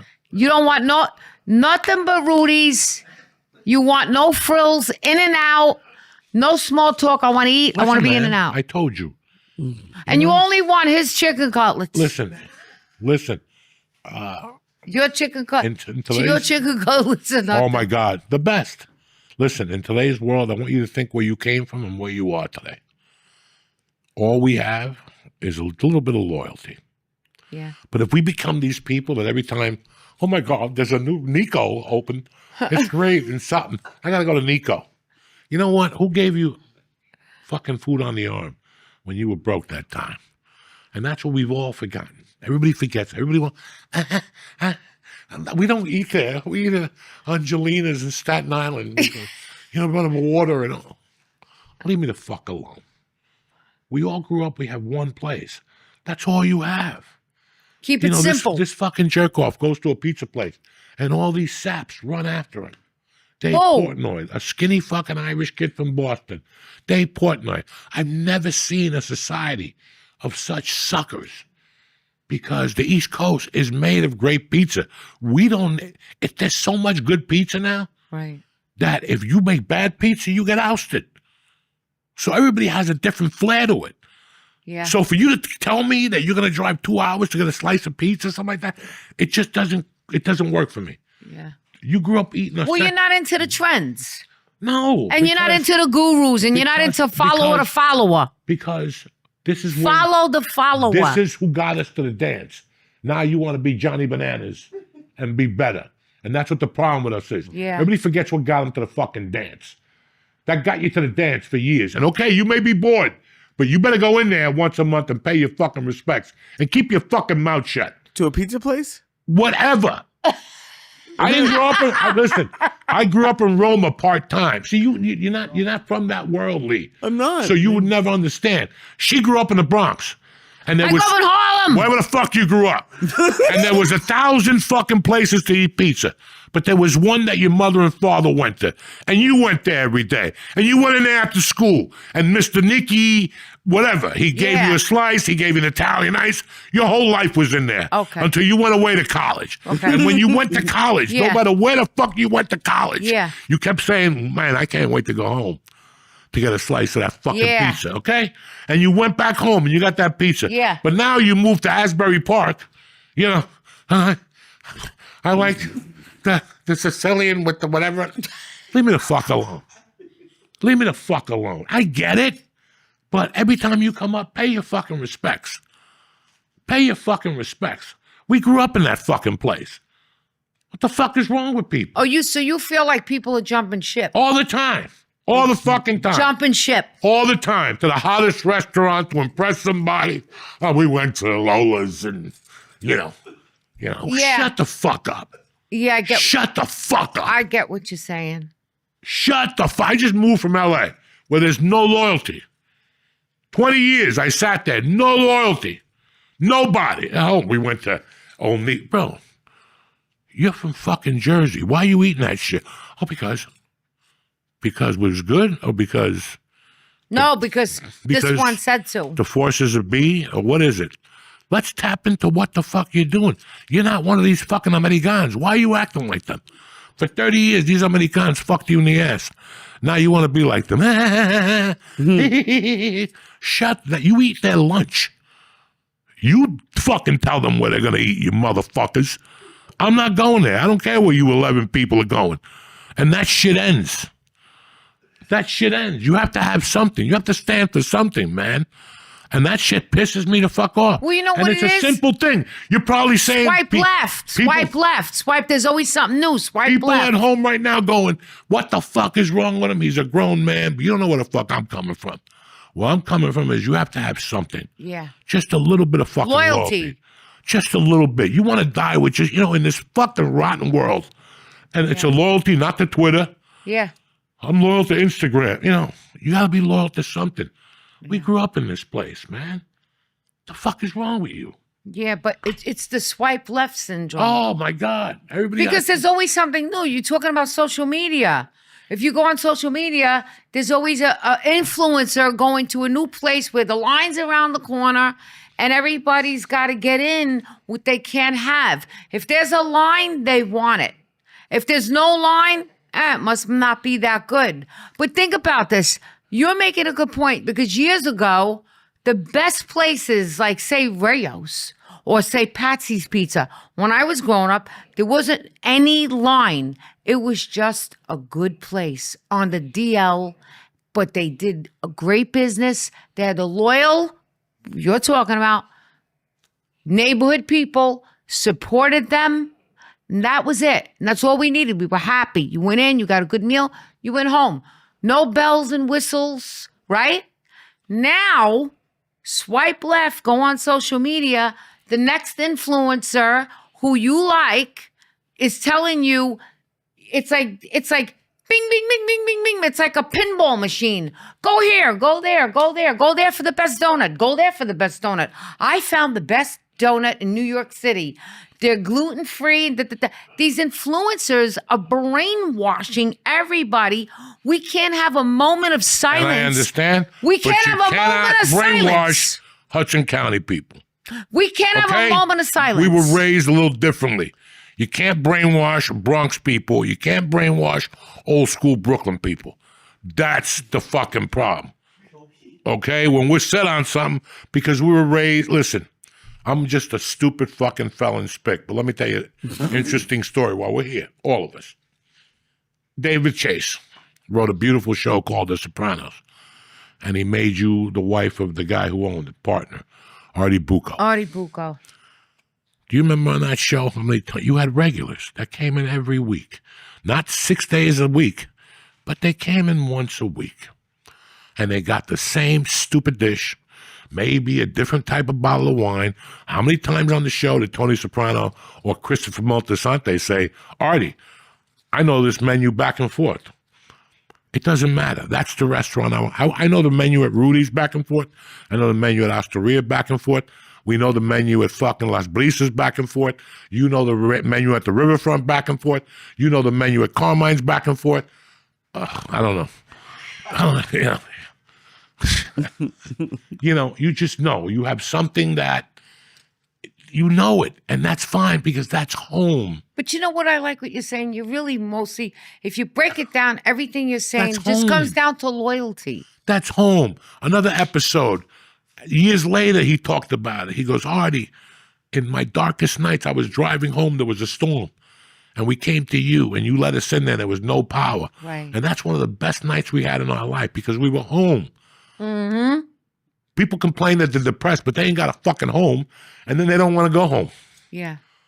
They always want to go somewhere else, and always just you're here, enjoy it, shut your fucking mouth, and eat the fucking food. Don't drop any fucking Italian names on me, so help me God, I'll hit you with this bottle of vinegar right to the fucking skull. Don't mention who's better. I don't want to hear it, because right now, at this moment, That's right. it's like the homeless guy you said Yeah. today. There ain't no better place than where That's we're at. right. So shut your fucking pie hole with that shit. And that's the problem you have. Yeah. Well, it's an overload. It's overloaded. I'm telling you, it's the swipe left syndrome. I'm just using that as the metaphor to what I'm talking about. It's like, there's always something better. The grass is always greener. Oh, you like that place? But no, try this place. But now that we tried that place, that pasta, no, now you got to go here. Now you got to go there. And they'll show you the line around the corner because this is what this person, this influencer, is saying is good. But you're talking about, like, for that moment, we give that place the love. That's the place, that's the place, that's the place. The next influencer goes, no, not that place. I found a better place. While you're eating, you're saying, shut up, enjoy this place now. What do you mean? We got to go to another place now? We just got here. It never ends. It's a swipe left syndrome. It never ends. It's the ADD. Swipe left syndrome. You know, I live in central New Jersey. Since I've been there, I like 2 restaurants. Both of them are on like weird now. They've opened up all these restaurants, but last December or December before that, they opened up a Mexican restaurant that people were having car accidents pulling into. Huh? It was insane. Parking lot, they had cars on top of cars. They had to use the parking lot to the fucking other businesses at night. I never stepped in there. I won't go to those places. When they're hopping like that in the beginning, they're all saps. Because they go in there under the ether. They're under the ether. Yeah. They go in there.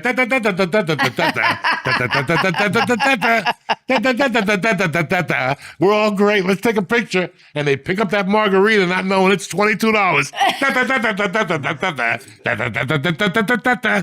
And they're just pumping the ether like Vegas.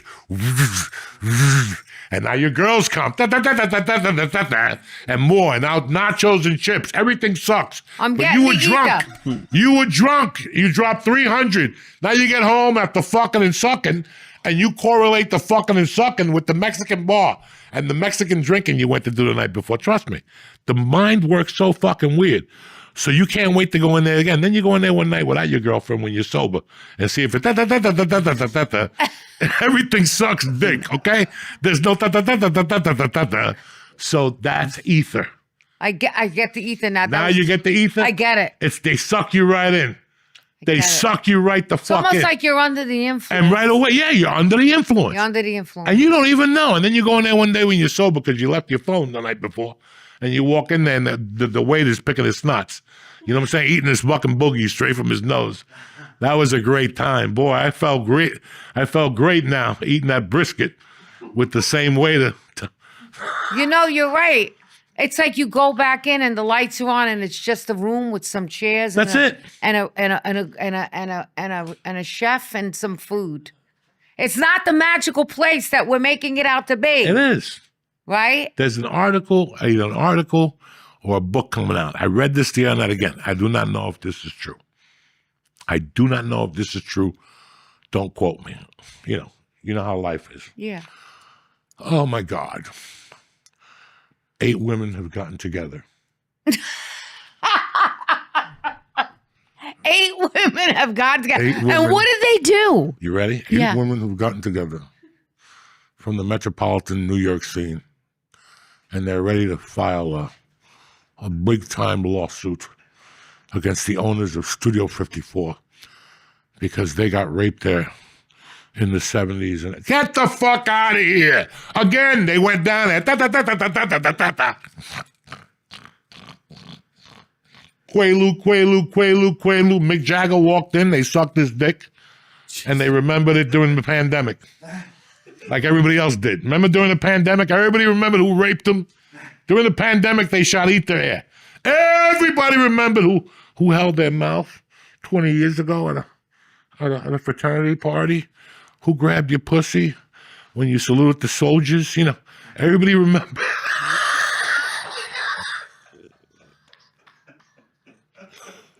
I read this the other day, and it was very interesting. It was very interesting that a woman would wait 50 fucking years.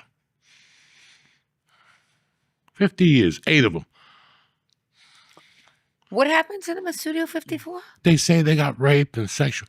You know, everybody said it was a party. It wasn't for us. It was a night of hell.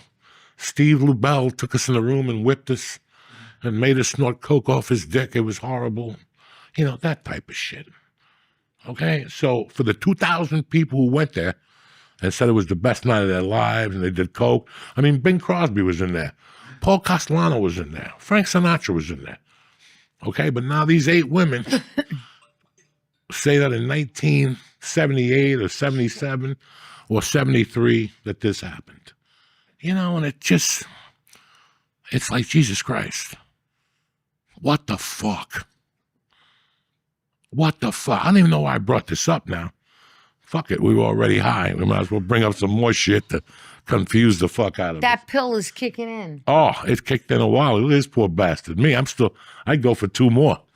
2 more what? 2 more of these motherfuckers. Why? But why not? It's Monday night. It's Labor Day weekend. You ain't got dick. I ain't got dick going on. It's Labor Day weekend? That's it. This Friday, Saturday, Sunday, Monday. It's over. Summer's over. It's over. Wow, that's scary. You can't wear white no more. Shit. That's it. You got to put on the dark fucking.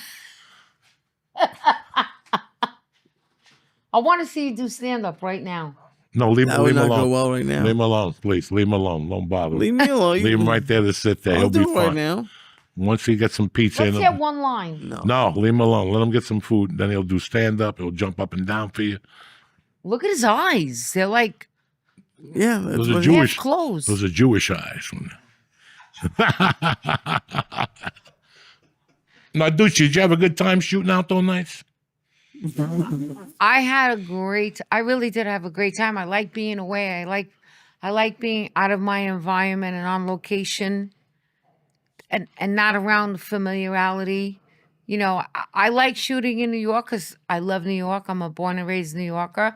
On the island of Manhattan, not the Bronx, but I do like the Bronx. But I am born and raised in Manhattan. I like shooting there.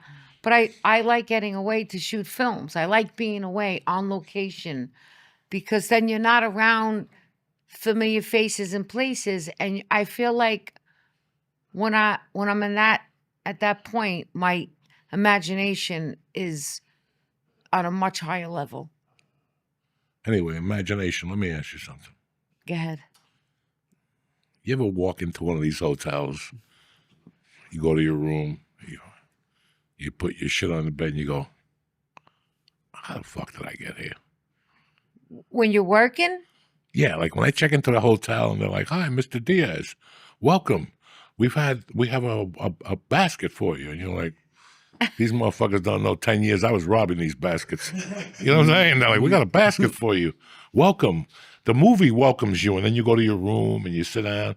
It's a nice room. You got buckets and sodas. But I got to tell you, those are my proud moments. I understand, but you ever Because sit I go, there and go, shit, man, I earned my know. friggin' way. This little shit cockroach from Harlem earned her way to not a hotel room. I could get myself a hotel room. You understand what I'm saying? I in this position. understand. But those moments that I'm answering you, how I feel about that, are surreal for me and proud moments for me. Because I'm like, boy, you know, My ex, Joe Maruzzo, he's an actor too. He said to me, Kat, every now and then, every night, my therapist told me, when you're feeling really bad about yourself at night, when you're alone and you're about to get in bed, you give yourself a pat on your own pat. Like literally, you go like this. You did good today, kid. You did good today, Kat. You give yourself a pat. You tell yourself you did good. When I walk into a hotel room on location and I go, it's not about, oh, I'm in a hotel room. It could be a shithole hotel room and I could be doing an independent film for $100 a day in Massachusetts. But I still have the same feeling I have as if I walked into a hotel on a studio film in Hawaii, that you believed in yourself enough and you did the work to get here. And you're here and you did something good. That's something good. That's the one time I give myself credit and go, don't be hard on yourself. You did something good. Give yourself the pat on the back at the end of the night and say, you did good, Kat. You did good, kid. And I do. I go like that to myself. And I always took that to heart what Joe told me. And when I check into the hotel, wherever it may be, for a job specifically, it's better feeling than when I'm on a vacation with family or friends, because I earned that and I worked so hard for that. Thank you. Now you know why I don't like fucking vacations. I don't. Like we were talking, like that's a different story. But I earned it. You earned it. I earned that earned fucking Thank room. you. I earned this place. I earned my place here. I earned welcome, Miss Narducci. We have a room for you. Thank you. I earned that. It didn't come overnight. I earned that, from my fucking poor beginnings to where I am now. You did good, Kat. Today you're doing good. Tomorrow you might not be. When the movie's over, you could be out of work again. Right now, you're checking in to do another movie you earned. You got anything coming up? You been working lately? Right now I just have the series that I wrote, and I'm hoping to get it done as a movie, which I was just told by somebody that I love and respect, that you all know, but I can't say, saying that because I wrote 8 episodes of a series of my life, and the person read it and said it's going to be a movie. So I'm going to be like trying to get that made right now. And hopefully Godfather Harlem's coming back for season 5. No. And they destroyed it already. No, come on, give Chris Brancato another chance. I love Chris and I love that show. I love that fucking show. You just weren't crazy about season 5. There's like 3 of us that really like that show. And we've all looked at each other and said, what the fuck was that? It reminded me, you know what it was reminiscent of? Yeah. Miami Vice. Last season of Miami Vice, they were chasing a guy that had Martians. They were doing that. Remember that the guy became somebody else? Don Johnson had fucking whatever. He forgot who he was, so he became a renegade drug dealer. You're like, what the fuck happened to Frank Zappa? What happened? And that's what happened. What happened was, with that show, the cocaine, but with other shows, this happens. The show is great the first season, then one motherfucker decides to leave, one of the writers, and then the second season is strong, and the third season is stronger because now they're bonding. But usually the 4th and 5th season, now people start using those 2 years to get bigger and better jobs. Yeah. And now you got to bring people in. Plus, the executive producers move on to other projects, like Chris did. Chris moved on to that fucking Heartbreak Hotel with those dudes. That wasn't that good. I never saw that yet. I tried 1-2 episodes. Great cast, but it was overdone already. Was it? Yeah, somebody already did that. Okay. And they shot him to the point. And it was, Giselda. When they released Giselda, they talked about that place. So then he came back and... You mean Griselda Blanco? Yes. He didn't do Griselda Blanco. Or maybe he did. No. That was Captain Zeta-Jones, right? That was fucking the Spanish girl. She's dating the quarterback from New England. Oh. What's her name? Sofia Vergara played that girl. But the point is that he. Oh yeah, I'm sorry. Yeah. Once they move on to other shows, and it happened to a ton of shows. That show on ABC, David A. Kelly got really hot for a while. Michelle Pfeiffer's husband, I think he is. Oh yeah. They built a studio around that motherfucker in Orange County. They built a 4 studio because the guy had so many projects, David R. Kelly. I think he had like the one about the 2 Italian. He had a ton of series on ABC. And, after a while, you start moving from show to show. You bring your best people. Yeah. And those shows suffer. And that's what happened to Godfather Hall. And it broke my fuck. I mean, the 4 episodes was about Bumpy Johnson. Then Bumpy Johnson disappeared. And then you got fucking hit by a car. And then, Right. it was like, what the fuck is going on here? Right. So, but I still love I have you. a question that has nothing to do with the Godfather Harlem. What? Are you seriously going to come with me to Empire Casino? Yeah, I'd love to go up there one We day. need to go to Empire Casino. Is it that? Now, how the fuck? They just told me that It's in Yonkers. gambling got shot down in New York. That shit I was talking about is What? done. Jay-Z is bringing a casino to Oh, Manhattan. 42nd Street. Yeah, to 42nd. It got shot down? Somebody told me the other day, it works in the city, that he thinks it got shut down. I don't think so. No, I've heard That's still alive. I've heard of it there, and I've heard of it on Coney Island. Coney Island Casino? There's a lot of people talking about putting it there. Yeah. The one I heard about was by Hudson Yards. Yep, That's one too. the one. That they're going to have a fucking place as big as the Garden. A casino. What do you really think that would do to New York City? Cripple it. I don't think it would be good. Do you see what's going on in Vegas? No. I spoke to our dear friend today. Said he got to the airport yesterday and he could count how many people were in the airport in 2 hands. Vegas on a Sunday, all the hookers are flying out, strippers, fucking everybody's flying in for the week conventions. Yeah. And what it is, that's it. That's it. People They don't have the money right now. they don't have the money. So Vegas is suffering? Oh, go on the internet tonight when you go home. Bad. Down like 70%. Yeah. 70. Oh my God, they're lying. They're putting fake numbers, and they're still charging the fucking resort fees and the whole fucking thing. Not at Empire Casino in Yonkers. No. I get on the 4 train and I get there on the 4 train. I get off in Yonkers. Last stop. And I love it. What kind of people in there? Top notch? Beautiful Beautiful people. Beautiful, real people. They graduated from OTB? That will go to Udi's. What's your restaurant? Rudy's. Rudy's. No, they won't. They'll all go to Rudy's. What did I say to you? So it's like OTB? It's definitely a rough crowd. There was nothing like playing hooky and taking the bus to Fort Lee and going to OTB in the city on 181st Street in Port Authority. What kid is cutting school and going to OTB? You? Holy shit. And we used to cut school to go to the thing in Connecticut, Highline, too. What's One of the that? football coaches. We'd have to drive him up to Connecticut and he'd give us $25. Cy Lawrence, heavy Cy. Wow. Oh, yeah. Yeah. But I loved all that. My mother took me to my mother was a gambling degenerate. So she took me to Yonkers.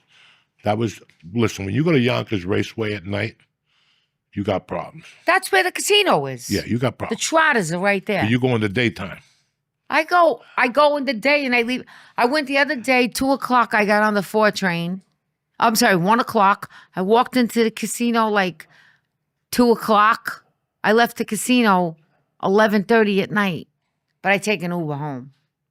And I take an Uber back to the city. Is it still alive? That many hours and I lost track of time. I think I'm coming out. It's 4:00. I'm like, what? 12:00 at night? I lost my mind. And they have blackjack and stuff there. They have the virtual blackjack. You know, it's a big screen with this like virtual pretty girl, you know. I do slots. Me too. I'm a slot dude. I love it. $20 and let it roll. I love it. Another 20. Then you got to go back to the ATM. We gotta go. They take a 20. No, you always have that hit? The That 20 in your ATMs are sneaker? all around the casino. They're Oh, yeah, right and there. they charge you $18. Oh, yeah. And then you get home and you bought a fucking property in Russia. Get the fuck out of here. I don't use an ATM anywhere but fucking where I go bank. Because next thing you know, you bought a boat in Puerto Rico. You're over there. That's fucking Yonkers, dog. They got that shit wired. Yeah. And when they take your number and one day they just make a sweep Yeah. and you bought a fucking plane, and you don't need that in your life. I love Yonkers Casino. Oh my God. What slot do you like? It's like this. What? What slot do you like? I'm a Wheel of I Fortune. like this one. It's called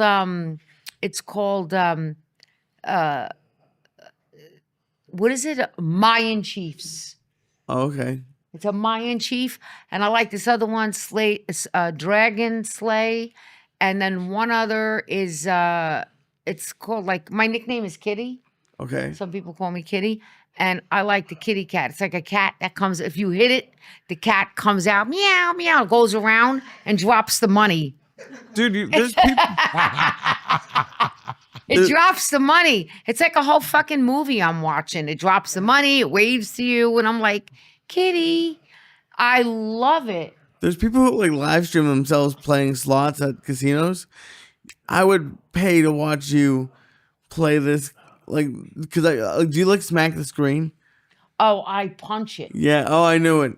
Yeah. I shake it. Yeah. I love it. I love people, and how do you pick a machine? I love gambling. How many of those pills did you take? Not enough. Not enough. Trust me. He needs 2 more like me. Want to go to casino right now? Yeah, take him. Sure. Take him. He got nothing going on tomorrow. Other than this, He'll be fine. I got to tell you, the ferry coming here was unbelievable. It's crazy. You say you're bored. What could we do? You either go out to eat, you go to a movie. I go to galleries because I'm an artist and I like to look at art. That's always good for me. It may not be good for everybody. I like that. You go to a movie, but then you think about the other things that you don't do. Taking the ferry here, now that's just that ferry, New York to Weehawken, right? Nice. Okay. But you can just get on the ferry. There's $10 ferries that go around the city. That's such a nice thing to do on a beautiful day. On a beautiful day. It cleared my head from here to the city. What was it? 15 minutes? Eat one of those edibles and get on the ferry. It'll really clear your fucking head. Yeah. You think you're Gilligan out there, you end up. I'd rather have a little, what do they call them? Little baseball bat. The pre-roll. Yeah, the pre-roll. I like a nice little pre-roll. All right. But I like indica. There should be something in the drawer. I for don't you. like So when you get back on the sativa. no, I will take an Uber on the way. because I'm already hyper. Sativa makes me more hyper. I like indica. I can tell you're already hyper. I'm hyper in this bitch. Catherine, I'm happy that you came over tonight. That was great. Me too. We had a good time. You look beautiful as usual. Thank you. You're still a fucking savage. I congratulate you Thank you. on everything, especially Alto Nights. I really liked it. Thank you. He gives all his money to the putans. Ask him. And Lee, what's going on with you this week? August 30th, I'm at the barbershop, DV Barbershop in Hoboken again for 2 shows. Oh shit! Look at you. Yep. And I'll be at the open mic Wednesday.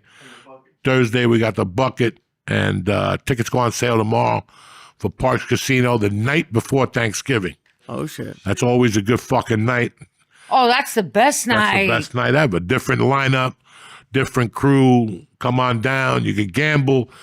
Man, Wait, where could I gamble and see you? Parks Casino in Philadelphia. Where? In Bethesda. Is it a good Salem. casino? Ben Salem. Bethesda, whatever the fuck it is. I don't know.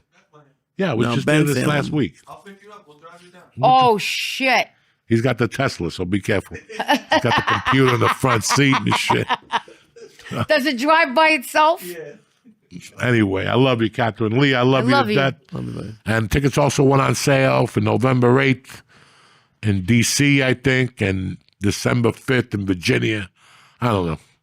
I don't even have a webpage. Just We're in Maryland and Virginia, one in November, one in December. yeah, and then but we're in Florida next week, and that's all that matters. September 6th, Hard Rock Live. Friday night, it's Casey and the Sunshine Band. You know what I'm saying? Do So a we'll be- little dance. Take a little Make it love. Get down tonight. Bring the fucking Get down Quaaludes. tonight. Bring whatever you got. Glue. I don't give a fuck. It's KC. He's only got 2 songs. You'll be jumping up and down for an hour. What's the other one? Because I'm your boogeyman. Oh, yeah, Boogeyman. So he'll do like a trio. Boogeyman, something else. I go do this is a new song. Listen, KC, don't play no new songs, all right? Coke ain't even the same anymore. You got one song, just stick to it for an hour. Do a little dance, make a little love, let's down the night. Come on, keep going. Keep going, KC. Just run the same shit. That's it. I love you, motherfuckers. Have a great week. Stay black, and God bless you and your families, cocksuckers. Kick this motherfucking Mule Lee. What's happening, beautiful people? I'm here with my trusted fucking Cato, Lee Sciatico. I'm your Uncle Joe, and we're here for another fun-filled episode of the Church of What's Happening Now, the New Testament. It's November 11th. How many Mondays left to Christmas? Not enough. Not enough. Get your shit together. What's up, dog? Good to see you, dude. It's been a fun weekend with I you. just saw you Saturday. It was I good know. to see you. I thought you were missing in action or something like that. What have you been missing in action? You were fucked up Saturday night, Yeah, goddamn you give it. me edibles and I then you gave put me you on a stage. little cue. You went on stage. I was fine. You got I think 20 those ounce. edibles leaked with you. Something's going on with your liver or something Oh, thanks. because they hit you up later on. Nothing makes you feel better than Joey. I think your liver's fucked up. No, something was wrong because you ate the edible, you were high. Everybody thought you were high. And then you ate dinner. And next thing you know, you're walking around in circles. Well, I had a 20-ounce ribeye. It was fucking a lot of food. And the French fries. Oh, I didn't have that many and French the fries. macaroni and cheese. Well, you're acting, first of all, like you didn't eat any of that. Like you had the cauliflower steak with a salad. You ordered everything. I ate like 3 fries. They were on your side of the table, by the way. Yeah, but I ate 2 fries. Yeah, and passed it over 2 to you. fries. The fucking mashed potatoes were this small. The fucking everything was this small. I'm like, well, who's gonna eat this shit? I'm like, Me. It was good. Yeah, It was good. It was to eat fun. after the show. It was Yeah. nice. Listen, DC's very nice. I want to thank the fucking MGM Grand for having us. You know, it was a great night. Big fucking place. Yeah. Holy shit. I got into walking. I'm like, nah. Nah, that's okay. I woke up that morning, went to smoke pot outside, and there was no chairs. That's a nightmare. The sun's shining. You're out there standing. For like 10 minutes, you don't want to stand no more. I guess Why did you just sit on the curb? no, you can't sit on the fucking curb. There ain't no curb. No, there's no. Oh, I didn't. I I was spent laying 0 on the seconds. wall. You got to like go on the wall. It's a metal wall. An ant bit me. Oh, Jesus. Shit like that. You know what I'm saying? I almost didn't make the show. I know you did. I almost didn't make because I was staying around the corner because it was a busy weekend at the casino. And listen, I'm not a cheap person, but the Ubers were 20 minutes away and were $40 for like a 15-minute, and it was gonna take me less time to just walk there. So I just fucking walked, which I would have done back in LA at 300. One of the hardest you laughed at me is when you saw me walking with Steve Simone and Jimmy Schubert. when the COVID just you started. weren't walking. You were crooked. Yeah, I was being You dragged. were this way, and your body. You were walking like the guy in Young Frankenstein. I'm like, what is that? It's Lee being forced to walk. And he fucking went home and slept 8 hours after Oh, that. fuck that. I kept calling him, where is he? Out. Like they Done. destroyed his insides and shit like that. And I walked to the casino. It was great. A real fun show.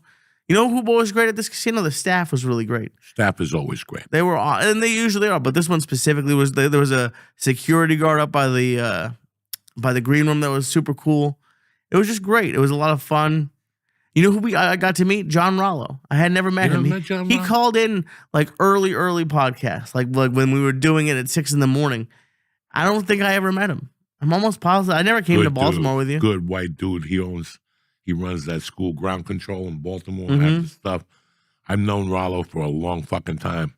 And that dude's as big as can be.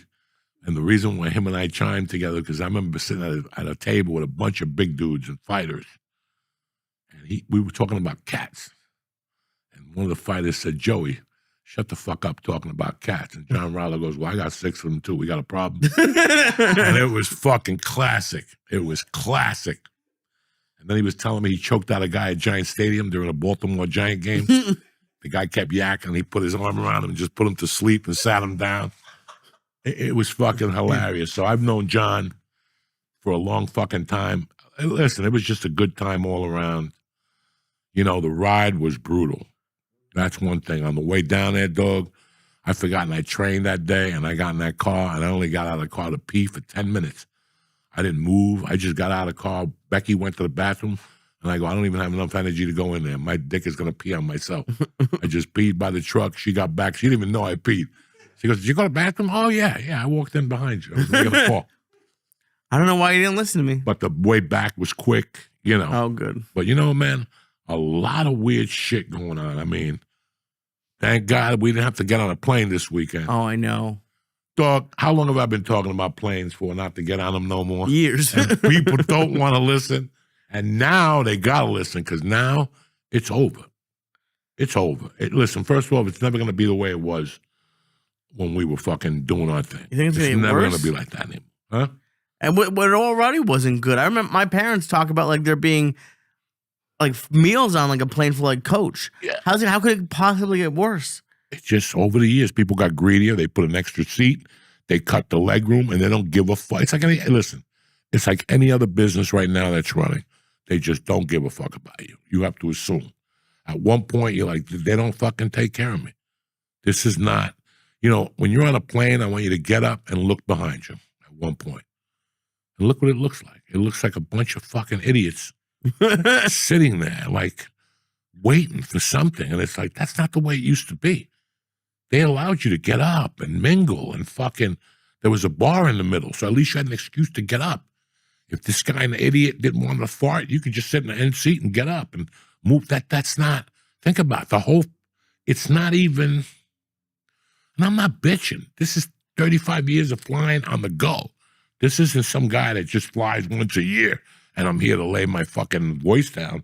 And I've seen it, I mean. You got to switch to Amtrak. They have the cafe car. Fuck they you have and booze. Amtrak, all right? It's not, there's no I can't TSA. sleep on there either. You can't sleep on planes. It don't matter. 3 hours is the most. Can you imagine jiggling? And you don't know if the guy's going to stop for a red light. I got enough problems with a fucking train. For a red light, that train's going to obliterate that motherfucker. Yeah, but then again, I'm in the train shaking up and down. I saw The Fugitive. I saw how the fucking thing goes down, I'm talking about flying, Lee. Like, what the fuck happened? But then again, you got to ask yourself, what the fuck happened about a lot of things? What the fuck happened? I seen a picture of the Big Mac. Tiny. That motherfucker's a White Castle burger. I didn't see it live, but somebody put a picture up on the internet on Facebook, and they're like, what happened to the Big Mac? And they looked at it in 1995, and the Big Mac today. Dog, I went to a place today that I love and admire. They make fresh juices there, and they're delicious. But let me tell you something. Every time you get one of those juices, it's $11. Yeah. $11.50. Everything's $11. And I mean, it's like a regular freshly squeezed juice, but it's fresh. They got the cantaloupe, they got the watermelon. It's good. I went there today. They changed the bottles on you. The bottles are a little smaller, but everybody's doing that. Go to your favorite restaurant and get a salad. It's not a salad bowl anymore. It's a salad dish. What's that? It's an it's a salad octave. What's that shape? That's just a little slant. It's not really a bowl. Octagon? But not a fucking octagon. I don't know. What's a salad octagon? Octagon is a bunch of different fucking things. I'm talking about when there's just a little dip. That's what, I got soup the other day at a place that I go to all the time. They left the soup bowl the same size, but they took 2 inches off of water. Damn. Do you ask them about it? No, I don't. I just don't go back. Everyone's doing it. You just don't go back. They Dude, try look to at trick boxes you. of Cheez-Its now. Huh? Cheez-Its are my fucking shit. Jesus. Cheez-Its, the crackers, the boxes are like little mini, like that you can fit them in your pocket now. They call it shrinkflation, and they're still making things more expensive, but they make it tinier, so you have to buy like 3 of them. The American public is getting their ass kicked on a daily fucking basis. So this Thanksgiving, the average plane ticket to travel is $750. So if you got a family of 4, that's $3,000 at least. You don't know when you're going to take off, and you don't know when you're landing. You might make it to grandma's, or you might not. Can you imagine? I give you $3,000, and that's to sit in the back and smell funny with foreigners and shit like that, and convicts, okay, and fat people. Yeah. In the back that don't want to pay for the middle seat up in front or whatever the fuck they do. You're back there sniffing all that shit for $3,000, and you don't even know if you're going to make it there. And that's what depresses me about the whole thing.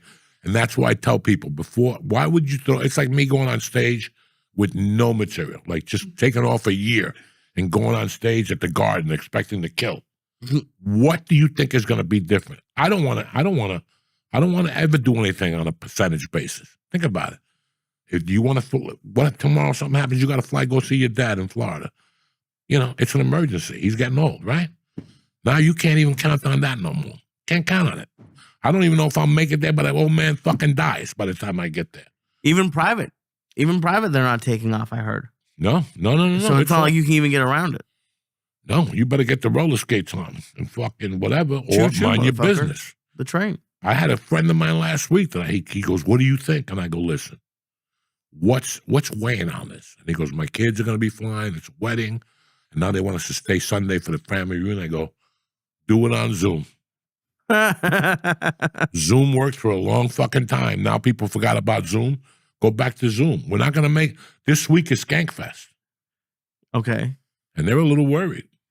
Yeah, I don't blame them. They're a little fucking worried. I mean, we have a mutual friend that got on a plane yesterday in Little Rock, Arkansas at 8 in the morning and didn't make it back to New Jersey till fucking 2 o'clock this afternoon. And that's a reality of doing comics. So right now, I'm expecting, like this weekend, for them to be a lot of calls, switching comics. I'm surprised I haven't gotten a call yet. Would I be interested in doing an early show somewhere? Because people are not going to make it this weekend. The flights are getting cut up to 10%. And then they pick back up again now that Congress is back. Let's hope they come back. They come back. And Congress they ain't moving fast. No, why would they? They get paid no matter what. What about the EBT people? Do they get their food now? I think they did in November. They got it. It took them a while to get it, but I mean, and it's not even like most of them get like $200-300 a month. It's not like they're getting 10,000. Like they're getting barely enough. Like, but Lee, 300 to them is like 3,000. Oh, I know, and they need it. But I'm just saying, like, people were so upset about it. Imagine, like, if your family had $300 a month on food, you couldn't go grocery shopping for $300 a month. But it's a supplement. It's $300 a month plus what you're getting on the side. But if I'm counting on that for food, you're not looking at that EBT money. I don't think you can spend it on clothes, right? I mean, I don't know. No, it's just food. I don't stuff. know. I don't know. So it's not like you're going to buy a fucking Armani suit with the $500 they give you. You know. So what I'm trying to say is, with the prices of shit, the way they are, think about it. Fucking $100 at the supermarket gets you 7 items. If you're lucky. 8 items. And one of them is a 6-pack of something. And look what that 6-pack was a year ago. Look what it is today. Milk is $5.49 now. A year and a half ago, it was $3.49. Or 2 years ago, when we moved here, it was $3.49. Now it's $5.49. I think if you go to Walmart, it's $5. You go and buy milk? No, but my wife tells me all this shit. I would love to see you in a grocery store. I do. I go to ShopRite. I go to ShopRite, but I don't have a starting price. All right. Because I don't know what really goes on. I just know that when I pick up stuff, I go, things that make you say, like things that, things that a while ago were different. I went to Cheesecake Factory last week for lunch. You love Cheesecake Factory. Go once a week. I go once a week. I get my little chicken tortilla soup sandwich. I know exactly what I'm getting.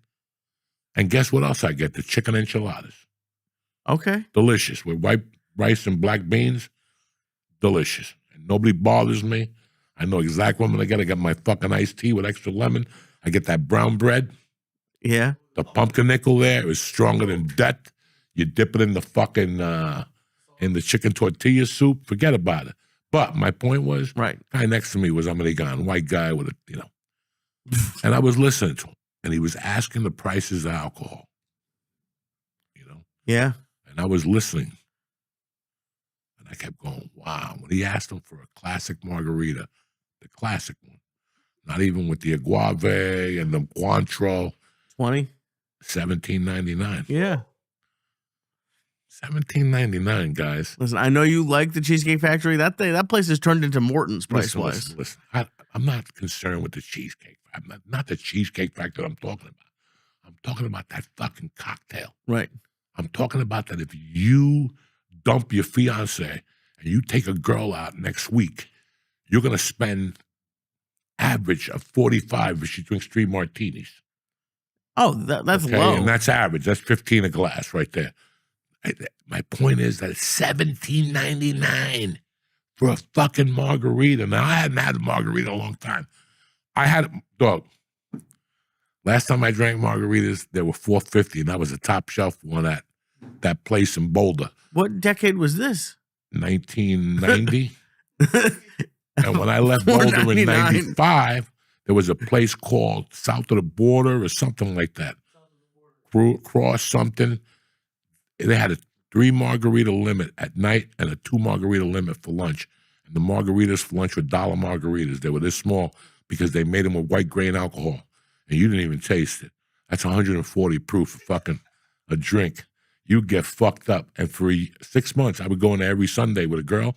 We'd try to roofie each other and drink the fucking margaritas from there and get fucked up. We take a roofie and get fucked up. Drink. You would take a roofie? Fuck yeah. Why wait for somebody to dose me? Get the party started on your own. I wanted to see what everybody was talking about. What does a roofie feel like? Do you like it? Great. Yeah, oh, it's great. I'll do them again if I can find them.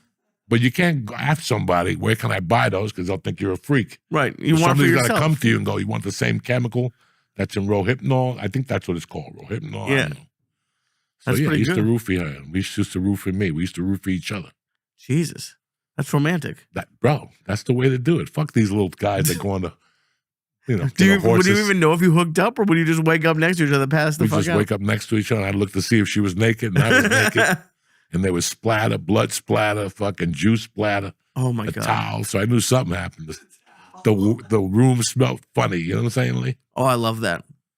I love that when it smells. They still have good deals in New York. There's a place that do comedy. They have a 4 for $20 shots, and they're little fucking mini, like tiny little like plastic cups, but it's 4 for 20, and people come in quick. It's in Greenwich Village, and they get 4 for $20, and they're in and out in 4 for 3 $20 minutes. Shots. Shots. Yeah, What kind of shots? any shot you want. They have one with gummy bears in it. But it's the fucking well shots. Probably, yeah. Yeah. Okay. What are you bothering me for? But $17 for a fucking margarita. I ate my lunch on like $17 fucking dollars. Again, I'm not cheap, but if I had 2 of those, that's $36. You're not cheap, but it really, like, why does it upset you so much when someone else is paying you, for someone who's not buying a margarita? Because I'm not worried about me. I'm worried about the kid in college that wants to take his girlfriend out. I worry about George and his ex-wife and their 2 daughters when they wanted to go do something. I'm not worried about me. George always invites me to Yankee tickets. And you know why I don't go? Because you don't like walking? No. You know why I don't really go to any of those fucking games? Right. Because they've destroyed the American family. The Yankees, the Boston Red Sox, all these teams that pride themselves in all this shit have not overlooked their greediness and the ticket prices to look at the fucking family of 4 in this country. Whenever I think of anything, I think of the family. Even when I go, listen, when we go to fucking that Cuban place, it's 5 steaks and everything with it for $125. That's the family of 4. Because you take a steak out, 2 appetizers, and fucking the sodas, and that's $100 for 4 people. And that's what it should be, Lee. I can live with that. That's a fine barter right there. But for a steak to be $85 fucking dollars, Oh, I know. okay? And I know the meat's high, but it ain't that fucking high for you to justify that. Again, a family of 4 might get 2 of those and split it with the kids. That's $160. You know, I mean, this is the shit I think of. I'm not thinking about me. I'm thinking about, I grew up in fucking that Knickerbocker Stadium, whatever they play over there, the Garden there. Yeah. We grew up there. We grew up there. And I'm not talking about, let's get tickets for December 28th. No. What are we doing? This ends at fucking 7:30. We could be over there by 8:15. What do you think? Let's get a car, shoot over. That's what it was. And tickets were subpar. You didn't get killed. Can't do that no more. That takes half the fun away. Do you think I want to get tickets for February 11th now? You know how many things could happen by February fucking 11th? And here you are in your casket with 2 sticks of tickets? You know what I'm saying? You know what I'm saying? Like, it took away that for me. Like, when I really get to think about it, I'm like, wait a second. That's all that you see at a ball game as kids. The games aren't for us. The games aren't for fat 50-year-olds at a jet game. They're for kids. You think so? They're for fucking kids, man. And that's what else has happened in this country. We've forgotten. That's why those 50-year-olds, it's acceptable to put a Lawrence Taylor jersey on and walk out there looking like a fucking idiot. Mm. You look like a fucking idiot. Like your body doesn't even, it's not even cut out for your body. And they put a sweater under it. You know, I mean, what the fuck? So what would you do to, like, is there a way to change it, or you think it's gone?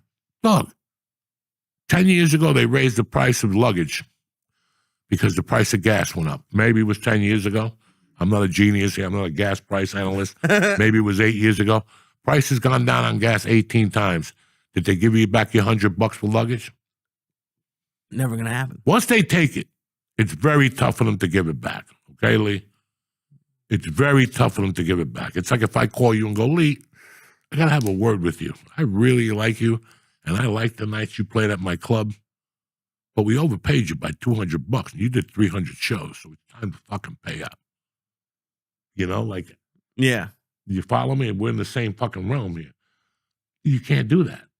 You can't do that now. So everybody, you know, it's like, again, I'm not even going to get into it, but every platform you see that somebody runs, they run on lowering control prices, controlling rent. That's not going to happen. What do you think? You're going to get one of those Habib landlords and say, excuse me, I want you to be a very nice guy and lower your prices from $5,000 a month to $3,000 a month because we're trying to get rent control. That guy will slam the door in your face like another 99 landlords and property owners will. We already fought so hard to get the price up. And now, like New York prices, oh, yeah, they're going to get slashed. We're going to slash New York prices. You know what's crazy? It makes more sense for people in New York to keep apartments unrented. Like the rent-controlled apartments, they can only raise rent by X amount of dollars. And if it costs them $100,000 or whatever to update it, there's thousands of apartments that are empty in New York. Yeah, they're rent control. And the people, listen, there's the problem in New York, same problem with a bunch of these places, is that nobody's dying. And they were supposed to be in there for 10 years.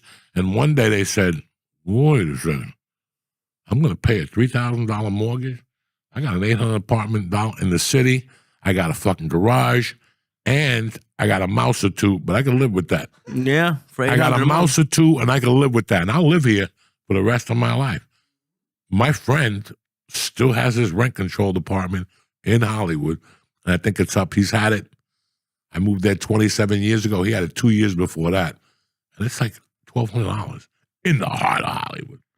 Oh, his landlord must be pissed. He won't leave it. He'll never give it up. Never. Why would he? He pays rent by the year. He writes his check by the year, and he goes there 3-4 times a year, and he has an apartment. Like, if you call him up and go, I'm going to L.A., I go, where you staying? I'm staying at my house. I got it right there. It's on Curzon.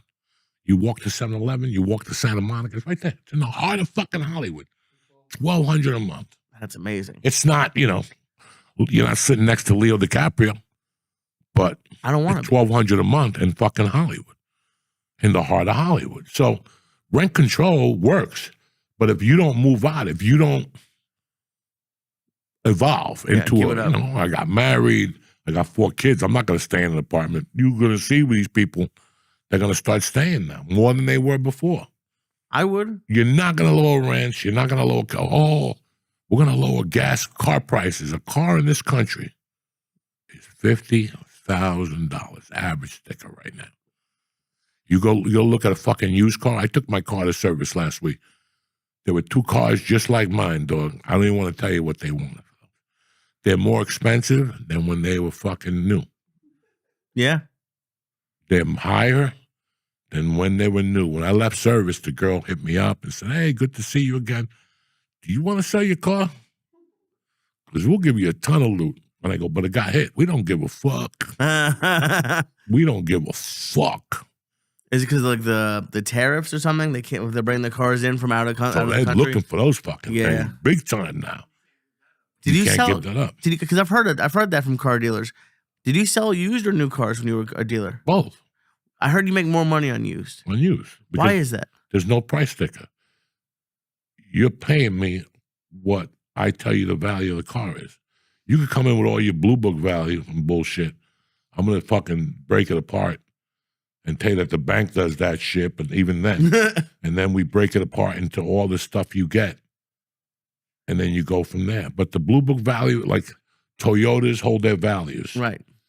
Nissan doesn't. Lexus does. There's a couple cars that hold their value. When I say hold their value, listen, it's not an investment. No. Okay? No car is a fucking investment. They depreciate.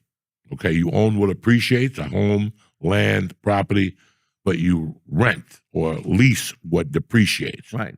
Which is what they tell you to do. Now you can't lease a car because it costs just as much as fucking Does it really? as buying. It should, the prices are fucking fuck unreal. That. I have like another year on my Unreal lease. to lease a fucking car now. Let's see what happens. You know, so, I mean, it's just, a car is a fucking, I learned early on, in 1988, selling cars, that was an education for me.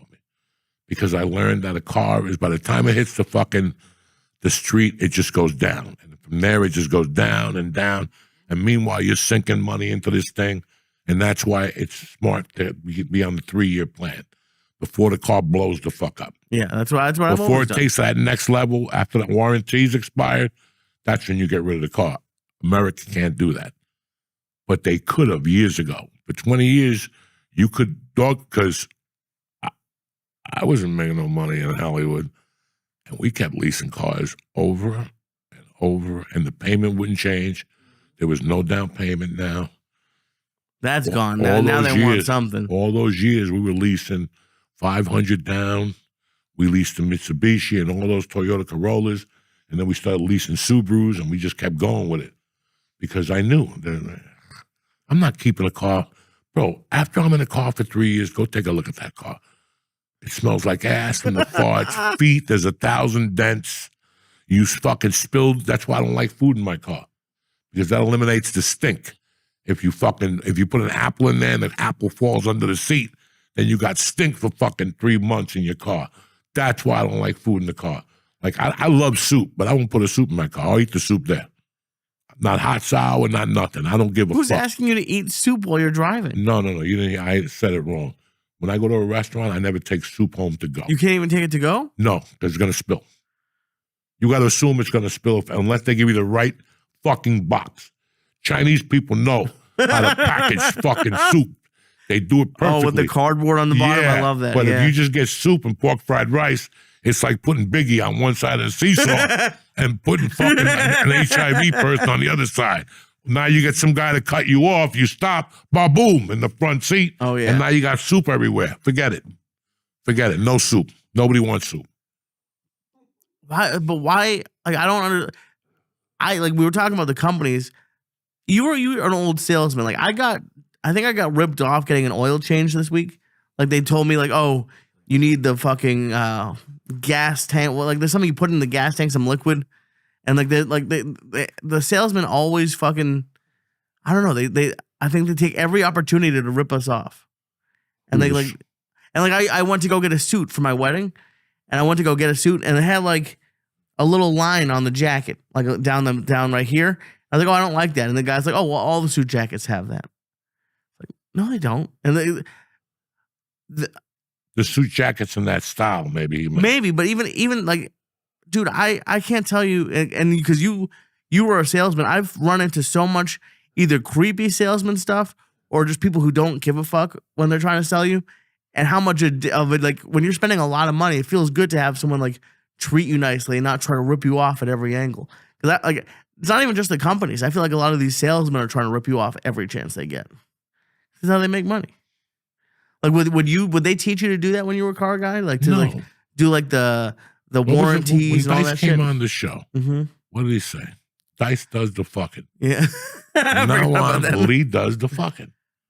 But if I don't know shit about cars. No, you don't need to know about cars. You need to be prepared.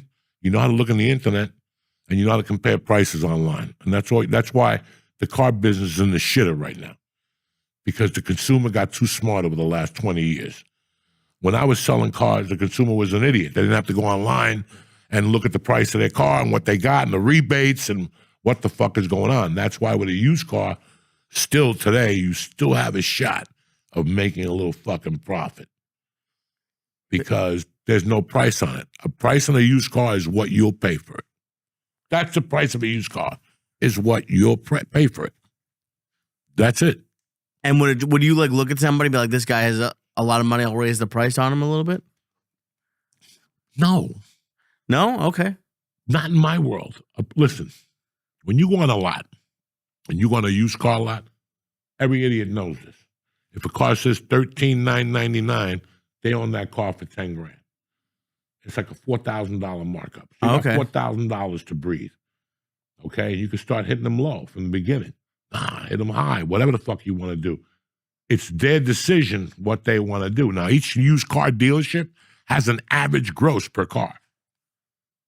So when I was at Boulder Toyota, they averaged $2,000. Mm-hmm. That's $500 in my pocket. That means every car I'm selling, I'm grossing $2,000. So if I have 10.2 in the car, I'm selling that car for 12.2 plus. Got it. Okay. And that'll get me $500, which is 25% commission, whatever the fuck it was back then.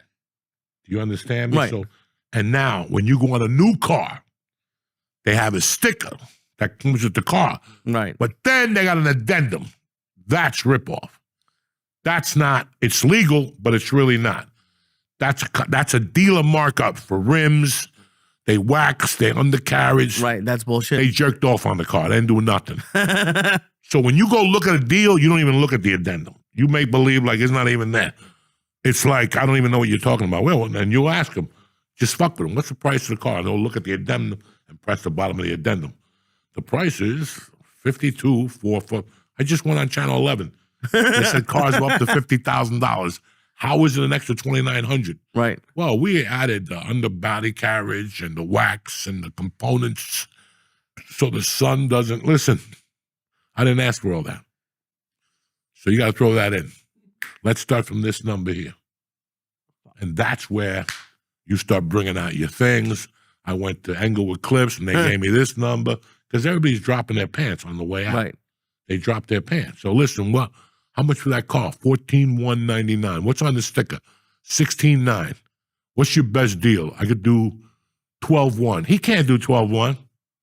He can't do $12,100 because now you're going to take that $12,100 and go to another dealership and get harassed. They can't even do $12,100. The ownership, after they get money back from the dealership, whatever that's called, right, from the car, like if you buy an American car, when you buy an American car, they get money back. The Ford gives that dealer like a $600 rebate. I forget what it's called. There's motherfuckers that'll go in there and go for that. Like, I know you get $600 back, so I want $300 of that. And you're like, oh, fuck. But that's what the internet has done. It Yeah. made the consumer smarter. So when you go buy a suit, what's the difference? You got to be smarter. I did. I left. I fucking left. And I went to Men's Warehouse. Got Perfect. a much better suit. Yeah, chubby. Everybody's chubby in there. Yeah. Oh, dude. They all smell like hot dogs. It was great. amazing. There was 20-year-old. The black dude behind the counter listens to the podcast. And then I went in there and got a brand new, because you sent me in Hollywood, I was thinking about this, to that 3 suits for $300, but like it like lights on fire. Oh, yeah. It like tears apart after one wear. For like $800, I got a suit brand new. Like they measured me because I don't fit in. Where, at the Men's Warehouse? Yeah. Yeah. No, listen. It's called Hollywood Suit Outlet. Yeah. It's on Hollywood Boulevard, okay?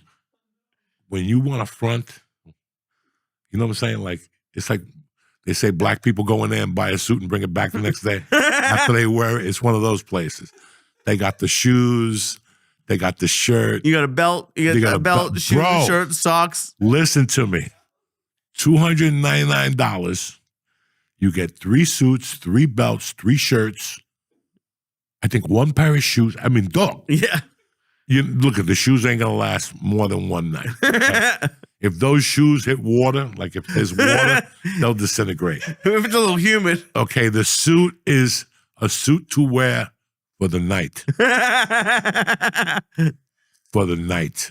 Because trust me, if you put it on 2, you're pushing, you're throwing spaghetti against the wall. You might stretch for a fork and it could rip. Oh. You know what I'm saying? It's one of those suits. They just disappeared, by the way. Like, I had them for a little bit. Oh, yeah, no. And then they just, like, I think they I bought them for evaporated. commercial auditions. Because you always got to dress up like a mobster. And I don't want to keep wearing the same suit. So I went in and got a purple one. Like, you know, like if I was reading for a loud mobster, I got a purple one. I got like a black one. And then I got like a navy blue one. Because when you go to court, they like navy blue. So that's what I did. And then you just get a matching shirt. You get like, you know that look when you see people with an orange suit and like a pink shirt? Costs you nothing. This is the chance to do it. You don't want to spend $200 for that shirt. You go home, you're like fucking an idiot, like a fucking stop sign. You know what I'm saying? So this is the chance to do it. They'll give you the maroon shirt with the fucking. I bought this Scarface when I first got to LA. They ran a 1-suit deal for $49. 1 suit, 1 pair of socks, and they give you those Italian socks like your grandfather wore with the heel and everything is. And them too. You put twice. The second time you put on, your toes go right to the fucking sock. I mean, it's that type of place, but you got to know your limitations. Like, Yeah. But Men's Warehouse in Burbank, Not bad. that motherfucker, I got a fucking $2,000 jacket in there for $200. Oh, shit. I said, make an offer. My wife said, $200, take it. Do you negotiate in places? I didn't know you could do Those that. places like that, those places around the holidays, they have like a something. Look, bro, you see a jacket that's 4X. Uh-huh. You know what I'm saying? They want to out that too. It's taking up a lot of space. They'll say 10,000 on it, but go talk to them. Listen, I got a chubby friend. He ain't got a winter jacket. What do we need to do to get rid of this right here? What do we need to do? Well, it says 18. Listen, ain't nobody giving you 1,800 for this piece of shit. Okay? When we do a 400, just tell them it disappeared and put the 400 in your pocket. And after selling, you got to get them thinking. Put the 400 in your pocket. Yeah, and say you got shoplift. Who gives a fuck? That would be great. Yeah. I didn't know you could negotiate. That's Well, a whole brand listen, new. I don't want you going to ShopRite and negotiating tomorrow. You're not going to go in there and say, well, I could get a gallon of milk at Walmart for $5. No. But No. those, and Arabs love all that shit. So when you see an Arab, you're in game territory. You got to at least Negotiate, yeah. drop it on them. You know what I'm saying? Like, hey, can you give me that soup for 200? Ah, my friend. Oh, and I hate wearing suits. Like nothing fits the right way. That's why I had to go No. custom for once. No, you have to go cut. You get married, right? This is what you wearing for your wedding? This is the one the night before. The night of. Another dude who listens to the podcast is making me a tux. Okay. All right. And then when are you wearing the Indian garb? I'm not. Yes, you are. That's your time. We're doing a party. If I walk in there and I see you with Indian garb, I'm gonna look good. no, you're not. Oh, I'm gonna. There's no shoes allowed at the wedding. At what wedding? At what wedding? Oh, I don't give a fuck. Because I'll get that fungi toenail. I'll put it up against those Indians. If they're gonna walk around with those curry feet, I'm gonna challenge them. With You my think fucking your fungi. feet smell better?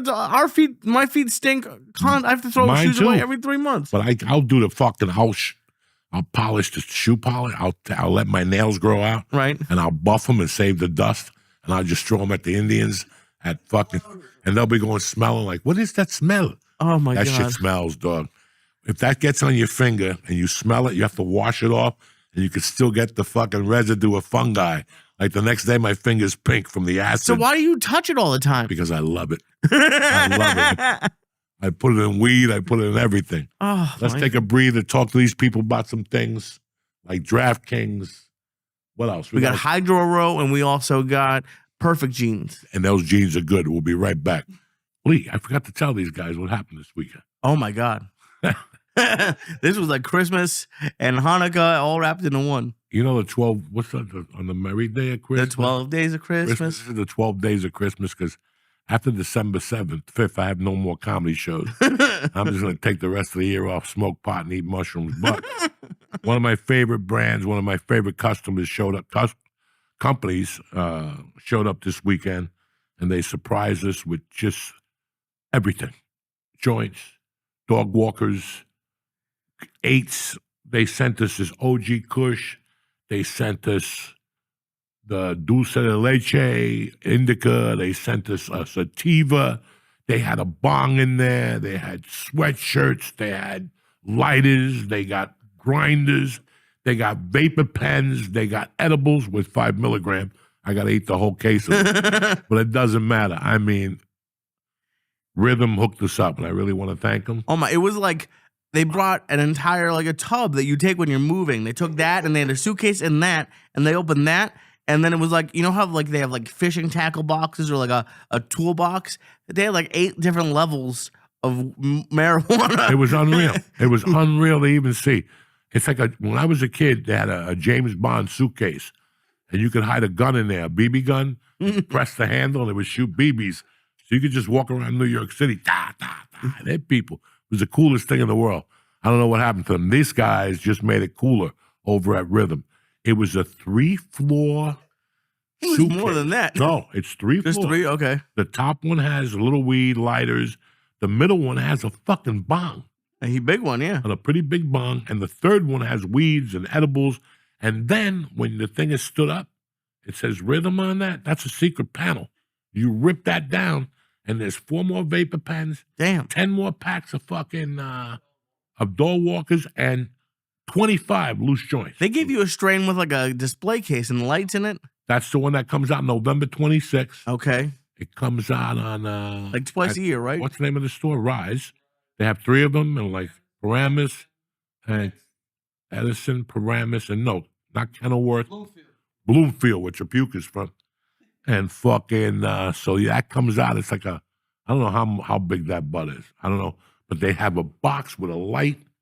I mean, fucking I was just looking at it. Like that's one of the things I'm gonna do when I eat mushrooms. Just look at that thing. I mean, they did it perfectly. You really got to see what Rhythm did. I was going to bring it up today, but somebody will break it. He doesn't want to share it. It's going to break. It's going to break. It's not fucking ready yet, okay? It's not ready. But anyway, I want to thank Rhythm, and I want to thank their team that showed up. They showed up in Austin, Texas, and they showing up in D.C., and anytime I travel, I'm going to see if they're there, and they can keep showing up, and they don't have to bring anything.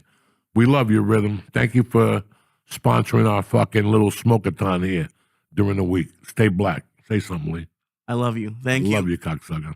What's up, you savages? Uncle Joey here. Listen, this Saturday night, from the bright lights in New York City, the Octagons take center stage right in your living room, direct from Madison Square Garden. Listen, UFC 322. You got a tremendous, listen, Jack Della Madonna against Islam Makhachev. This is a clash of savages, champions, and everything else you could throw in there. And guess what? DraftKings Sportsbook, the official sports betting partner of the UFC, puts every kick in the palm of your hand. New customers this week, I'm talking to new customers only. This one's for you. Bet just $5. And if your bet wins, you're going to get paid $300 in bonus bets instantly. Did you hear what I said? $5, $300 in bonus bets instantly. It starts with you. Download the DraftKings Sportsbook app right now. Use code JOEY, J-O-E-Y. That's code JOEY to turn $5 into $300 in bonus bet if your bet wins. So remember, this Saturday night, live from the Garden, you and DraftKings, you're going to sit there, enjoy yourself, jump up and down, and that's it. DraftKings, the crown is yours. Gambling problem? Call 1-800-GAMBLER. In New York, call 877-8-HOPE-NY or text HOPE-NY 467-369. In Connecticut, help is available for problem gambling. Call 888-789-7777 or visit ccpg.org. Please play responsibly. On behalf of Boot Hill Casino and Resort in Kansas, pass-through of per-wager tax may apply in Illinois. 21 and over. Age and eligibility varies by jurisdiction. Void in Ontario. Restrictions apply. Bet must win to receive bonus bets which expire in 7 days. Minimum odds required. For additional terms and responsible gaming resources, see dkng.co/audio. Limited time offer. What's up, beautiful people? Uncle Joey here. Listen, stop sucking in your gut to fit into your pants like me. You need the perfect gene. They're fit like a dream. They don't shave, and they show off all the meat. They got 6 styles, from skinny to athletic to thick to big boys with waist and length options of all sizes. It's easy to find a pair that fit like a dream. Listen to me. I got one of the old school ones last week delivered. I wore them 2 days in a row. I don't wear jeans 2 days in a row. I wore them 2 days in a row. That's how comfortable they were. So do me a favor. While you're at it, go ahead and update your whole wardrobe. Grab a pair of their shorts or their polo shirts, because everything they got is tremendous. Don't let stiff jeans ruin the holidays. Join over 500,000 dudes who've uncrushed their nuts with the perfect jean. I fucking love them. Comfortable as all hell. Do me a favor, theperfectgene.nyc or Google The Perfect Gene, okay? For a limited time, listeners get 15% off their first order plus free shipping, exchanges, and returns. Now, one more thing I'm going to tell you. Use code CHURCH15 at checkout. But I'm going to tell you this again. As a chubby dude, these pants fit tremendously. As a matter of fact, I didn't even know I had pants on. That's how comfortable they are. When you don't, like when you wear pants and they go up your ass or they get stuck under a nut, not these pants. So do yourself a favor. Use code CHURCH15 at checkout. That's 15% off your order. Code CHURCH15 at theperfectgene.nyc. Save today and stay perfect. And Uncle Joey's telling you, you're going to love him. Uncle Joey here trying to put my life together. But listen, train smarter, not longer, with the Hydro rowing machine. Hydro works 86% of your muscles, arms, legs, and core in one seamless motion, and it's twice as efficient as cycling or running, banging your knees, blah, blah, blah. Listen, for just 20 minutes, you'll feel the results. Major weight loss to stronger performance and faster recovery. With the largest library of rowing workouts led by world-class athletes, filmed in locations all over the world, Hydro will keep you motivated and take you there. I love the Hydro. I love how it works. I love how I feel. And for once in my life, I could take a chunk out of my cardio.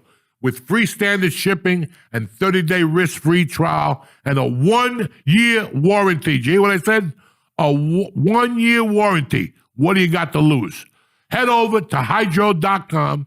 Use code Diaz to save up to $600 off on Hydro rowing during the holiday season. This is a perfect little gift. That's hydro.com. HYDROW.com. Code Diaz, D-I-A-Z, to save you up to $600. That's hydro.com. Code Diaz. Thank you. Go over there and take a look at what they got. We're back, Jack. Anyway, I've been working with DraftKings 6 years, right? Before the pandemic, we had like 2 reads, and they disappeared. Right around that, yeah. But we have been with other services, okay? And I've been with DraftKings for 5 years, and I love them. They're great for me. I don't know how many times it saves me when I'm bored. Yeah. Like when I got 2 minutes. You ever go to the doctor's office? DraftKings changes the boredom in the doctor's office. Let's just leave it there. Like when you go up, you give them the paperwork, insurance, then they sit there for a little while. I go right to DraftKings. Especially in this state. Yeah. Because for all of you who don't know, in like 4 states, they let you have a full casino on DraftKings. Oh, yeah. That's not everywhere. That's usually just sportsbook. No, when I went to D.C. last week, I went to get on the casino. God damn it, they banned me on that. The whole train ride down and the whole train ride up, I'm playing blackjack. The whole I love blackjack. It's just something about it. But at the same time, I knew that it's like anything else in life, guys. It's good for you and it's bad for you. I used to love doing a line of coke on a Friday night. And that never hurt nobody. You know what I'm saying? I would still be alive and kicking and still have all of my teeth. But the problem is, it's when you do it 5 nights a week. Listen, there's nothing wrong with eating an Italian loaf of bread 1 day a week if you lift and work out, whatever you want, put some butter or olive oil. If you eat that every day, it's not going to end well for you. No. When it comes to people blaming things on things, I always get pissed off about that. It's like the chubby chick who orders coffee from McDonald's and it burns her. Right. People who smoke cigarettes for 30 years, they want to sue Marlboro or Cools. Did my wife tell you guys about that? No. Didn't she tell you at dinner the other night that there was a gas station in Baltimore? She pulled into Was that high that I forgot about this whole story? She pulled into a gas station in Baltimore. And on the sign it said, a bucket of chicken and 2 packs of Newport for $20. That's a good deal. That's America. Racist as can fucking be. But if I say that, they'll throw me under the fucking jail. Big signs. A bucket of chicken and 2 packs of Newport. Maybe it was a black dude who owned the gas station. Maybe not. Okay, when was the last time you seen a black dude own the gas station? All right? You see a black dude in the gas station, he's robbing it. Or he's fucking buying a U or what? A red and butter. What's those things they buy? Red and gold. What's Red the, and gold. what's the cigars they Black buy? and mild. Black and mild, black. Yeah, that's it. But they had a sign just to tell you about, where's Black Lives Matter when you need them. I want my $2 back. I want the $5 I donated back. I wanted it back after fucking Wicked. Oh And my now God. I really want it back now. But, everybody has to blame everything.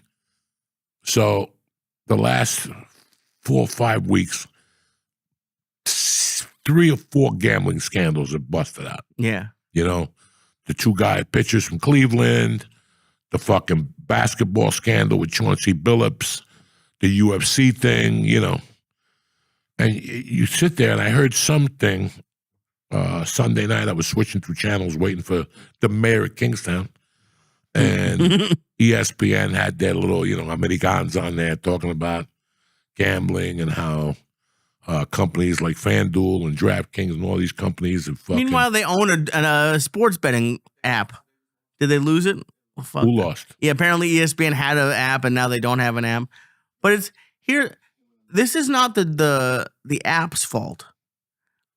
As a former criminal, I'm surprised that you're not more upset at if you're going to place an illegal bet, why are you doing it on something that has all of your information? Why aren't you just going to the casino and doing it in cash? Now, I just don't know. I don't know about this. So somebody has to... Can I walk into Caesars and put a prop bet in? Oh, they need IDs too? Okay, that's still... I mean, I don't mind that. Right. Well, that's what I'm saying. I mean, so you can't... Because somebody was saying, well, the prop bets goes back to the betting sites. And I'm like, wait a second. I know I can't put a prop bet in with a bookie.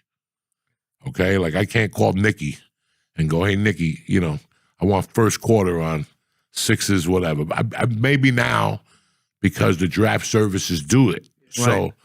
But I thought they were doing it basically with the gambling sites. They are, but that to me, that's the lazy. guys from Cleveland, the guys from whatever. And it's very interesting. But this is more to cheat the system. Mm-hmm. This isn't, guys. I mean, listen, I love DraftKings, okay? And for me, it's called control. Maybe when I was 21, I would have already have sunk DraftKings by now. You know what I'm saying?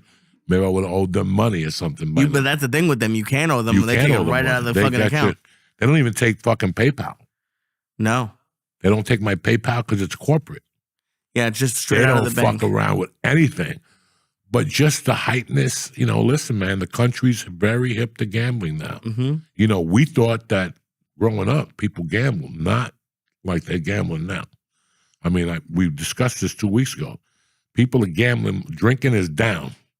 Gambling is up in each fucking state. Drinking is down.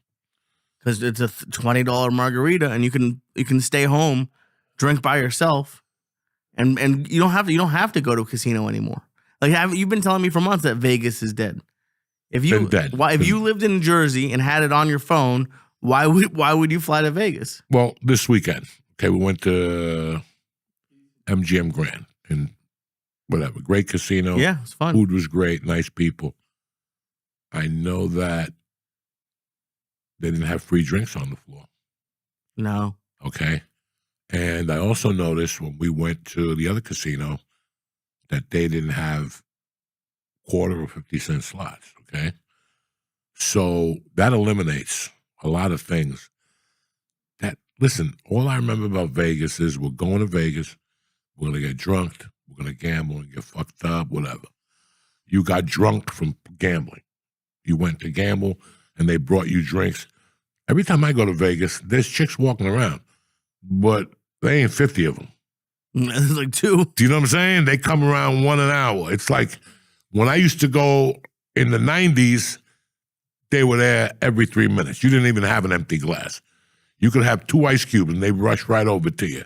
So things have changed. So yeah, if you want to go to Vegas and get taken care of and you can't afford it anymore, guess what? You could do it at home.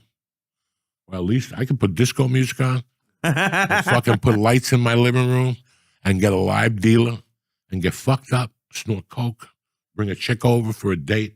Think about it. I would love to be able to set something up in somebody's house. And you just come over to a gambling fucking studio to their house. Doesn't have to be much.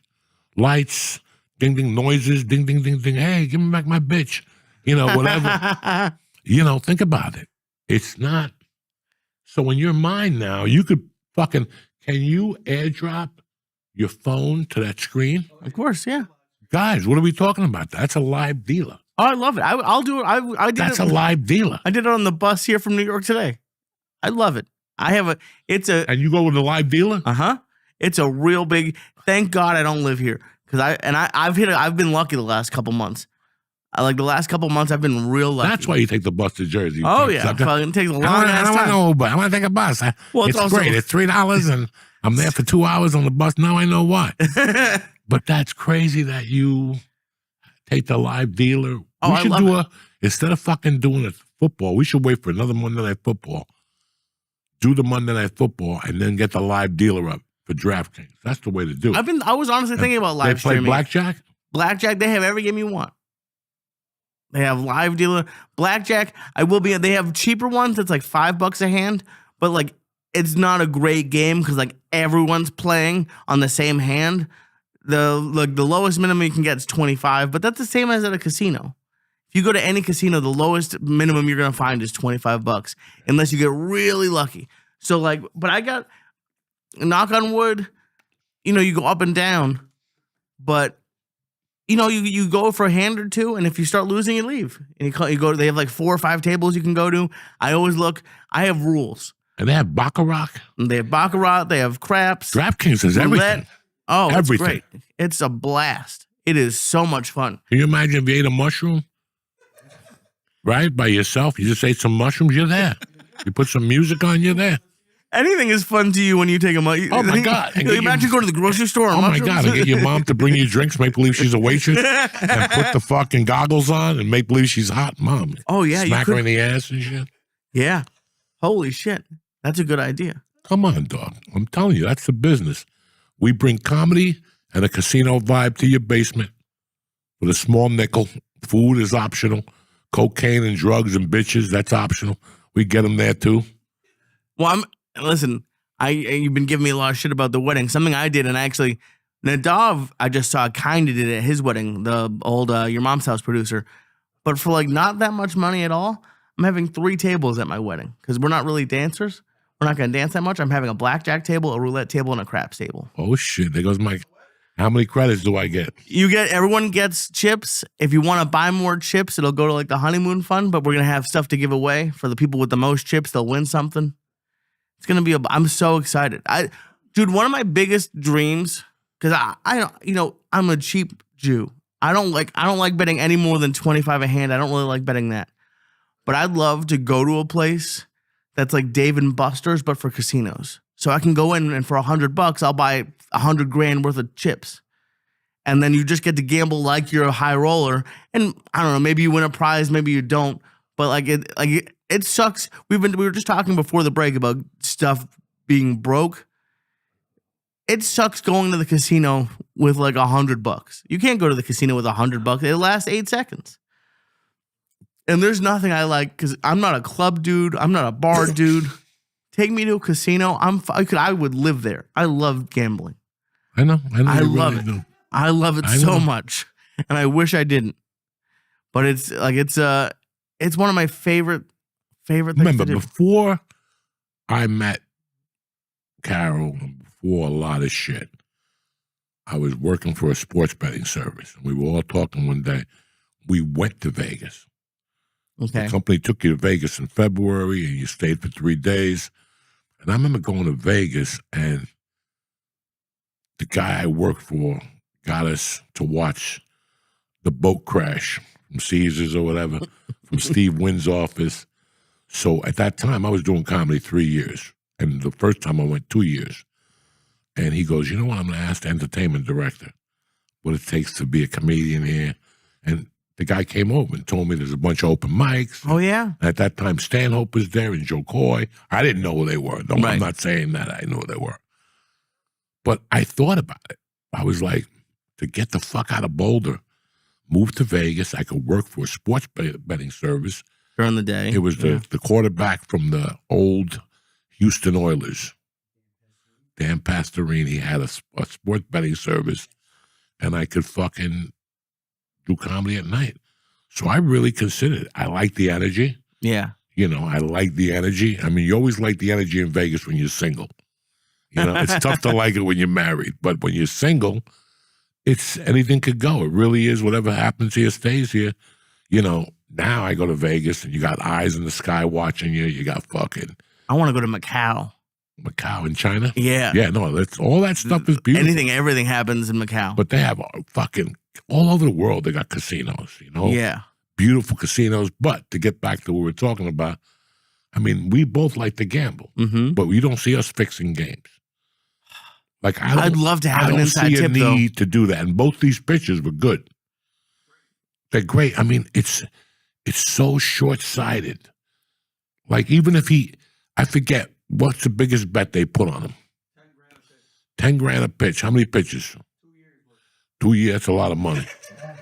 That's a lot of money a pitch, dog. But let's pretend that guy got $100 million contract. You could sleep at night. With that, you would think so. Dog, with that gambling stuff, you always think they're going to knock on your door. I don't know if anybody understands that feeling. Of thinking they're going to knock on your door? Of thinking they're not going to knock on your door. When you do something that's so, there's so many moving pieces, you're like, but when there's that many moving pieces, you got to assume they're going to knock on your fucking door. There's too many moving pieces, and there's too many people that are able to talk. And there's too many people that it's just too many moving fucking pieces. If I call you tonight and go, Lee, meet me for Cuban food. Let's smoke some dope. And on the way out, I shoot you in the head and take you down to Pines Barren or what's the street under Dell Avenue down there, whatever the fuck that is, and throw you in the weeds. It's me and you. Right. If they find your body, I fucked up. But nobody else. Yeah, if they find your body, I fucked up. But nobody else was with me. If I kill you with 3 people, one of these guys get pulled over for a DUI, got an ounce of coke, he's looking at 15 years, you're done. You're done. That story you thought and the street trust, it's history. Right. So that's what I'm trying to say to you. When you have that many things going on, Jesus, I can't even imagine. I'm surprised they haven't caught more college kids. That's who I would have thought would go for it. Are they? What do you mean? Like I would have thought, because now college kids can get paid, but before, like, because they were the ones who were like, they were broke. People would go to them and ask them to like shave points or do that. Like you're right. Like the Major League Baseball, you think they'd have enough money to be like, fuck you. But it seems like it's a lot of professional athletes. Fucking Chauncey Billups is a Hall of Famer. And he's running poker games. It doesn't make sense. But I don't know, do you think it's greed? Well, what do you think it now is? What they're saying is that these guys went into these guys for something else. Listen, the mob is very smart. It's 300 years of street wisdom. And it's like we sit here and they show you The Sopranos and Goodfellas, and you think these guys, yeah, there's a degree of them that lifestyle doesn't work no more. If Nick puts in a bet with me and I hit him in the head with a pipe, it's all over. That shit don't work no more. That shit don't work no more. There's just so many things that don't work no more. Right. Narcotics, listen, it's the same thing. You sell narcotics, I got 2 guys on the street. I could only control that business as much as I can, which is if I got a kilo a month and I knew I could offer you a half a kilo and somebody else a whole kilo, and I get stuck with a half a kilo, I can move a couple ounces to a friend of mine or 2, I could sleep at night. Right. It's when I got it and I got to put it out there through 9 different people. That's when I know. And listen, people do it because after a while you think you're fucking bulletproof. I did the same thing. After a while you think you're not going to get caught. You're smarter than people. But eventually, some guy gets pulled over. Some guy smacks his wife. Some guy... Look at Frank Vincent. The coat took him down. Yeah. It's you never know what's going to take you down when you have that many moving parts. And that's a horrible way to go, guys. Especially when you think you've had it going on for 10 years. And all of a sudden, one day, when now you're enjoying your life, Now it's not even about that money anymore. You're enjoying. Your wife had a kid. Your business grew on its own. Like your fucking business expanded on its own. One of your partners brought in a fucking new sneaker and the thing blew up. And now when everything's good, we speak to you outside for a second. And you already know the knock. You've been waiting for that knock. You, in your heart, you don't ever want that knock to happen. But you know that knock was going to come. So what do you, when you say they were into them, what does that mean? Lee, how long you been married? You getting married when? End of December. Come on, let's hang out tonight. Let's go get some beers. I'll call George. I'll call Nick. I'll call the Cuban kid. Let's go out. And all of a sudden we end up at, come on, Nick, let's go to that strip club on Monday night. And all of a sudden I fucking give you like a Mickey. Mm-hmm. I put you in the back room. I already got your plan. There's 2 girls waiting for you already. We already set this up. They're going to suck your dick and stick a tongue up your ass. And while they're doing that, Nick's going to take pictures of you. Lee, let me ask you something. So you're getting married? You're excited? How excited are you getting married? Oh, I'm great. I'm going to have poker tables and... Okay. Yeah. Before you think of those poker tables, take a look at that picture right there. How nice would your wife like those pictures? Where'd you get these? You guys suck. You suck. No, we don't suck. We do suck. Too We bad. are very bad people. But we know that you hang out with this guy, this guy, this guy. All we want you to do is set up poker games. You're untouchable. I can't believe you guys did me like that. Just set up poker games. We'll give you a flat fee of $20,000. You're the fucking face of this shit, you know, and that's it. Or they take you to a gay bar and you get fucked in the ass by Eric. And you know, that's another picture your wife don't want to see. So you always get compromised. Right. I'm not saying those are the compromises. I'm just throwing something out there that I don't know what I'm talking about. But this is how you have to look at this shit. And you don't like. Why do you think if that's what happens? Why does no one go to the cops? Like nobody. Because I got a picture of a big dick brother, and he's dicking in your ass, and at the same time you're sucking a 7-year-old's dick. Okay, yeah. Okay, 'cause that's what you like. I got you down to what you really like. I know what you really like. Okay, right. never mind what you tell people. I know what you really like. Okay, I know you go at home and throw down a shot of heroin every night. You don't do it in the daytime. You control your addiction. But every night you go home at 8 o'clock, you're sweating when you get home. Sweating. You know what I'm saying? It's time for that you shot. You can't wait. And everybody has something. They find out what your weakness is and they attack it. Broads, whatever, food, I don't fucking know. You know, but they're attacking, now they got you. You know, it's like when I read that book, Havana Nocturne by TJ. And in that book, it states a story when Kennedy went to Cuba and they got him laid. And at the end of the thing, the guy, Traficante, looked at the other guy and he goes, "We fucked up. We didn't put him on tape. We're going to bring him back." Because he went to Cuba as a senator. He goes, "We're going to bring him back and tape him. And then when he wins the presidency, we go to him and go, look at these pictures, you with 3 Cubans. What won't you do for us?" You think that's how they get people most of the time is pussy? It could be anything, Lee. It could be that you were stealing from Nick. And now, I'm not going to tell Nick you've been stealing from him, but now you're going to steal from me. Jesus. You know, anything. They get into your weakness any fucking single way. Maybe these guys were just gambling degenerates. Yeah. And, bro, all these books and all these little stories that you hear about the NBA and the NFL, there's a lot of gambling involved, brother, especially in the NBA. There's a lot of gambling involved. Oh, between the players? Yeah. They play poker. Listen to Michael Jordan. I was going to say, do you see, there's a video of him fucking doing the quarter drop with the security guard. Yeah, they do anything. They gambled on anything and everything. That's a fucking, that's when you're up to, listen, my cocaine addiction at the end, that's what it's like to have, because I was doing an 8-ball every night. I don't even know how I was making the money. The other night I was having dreams that I owed Dante money still. Fuck, I owe that motherfucker $500 still.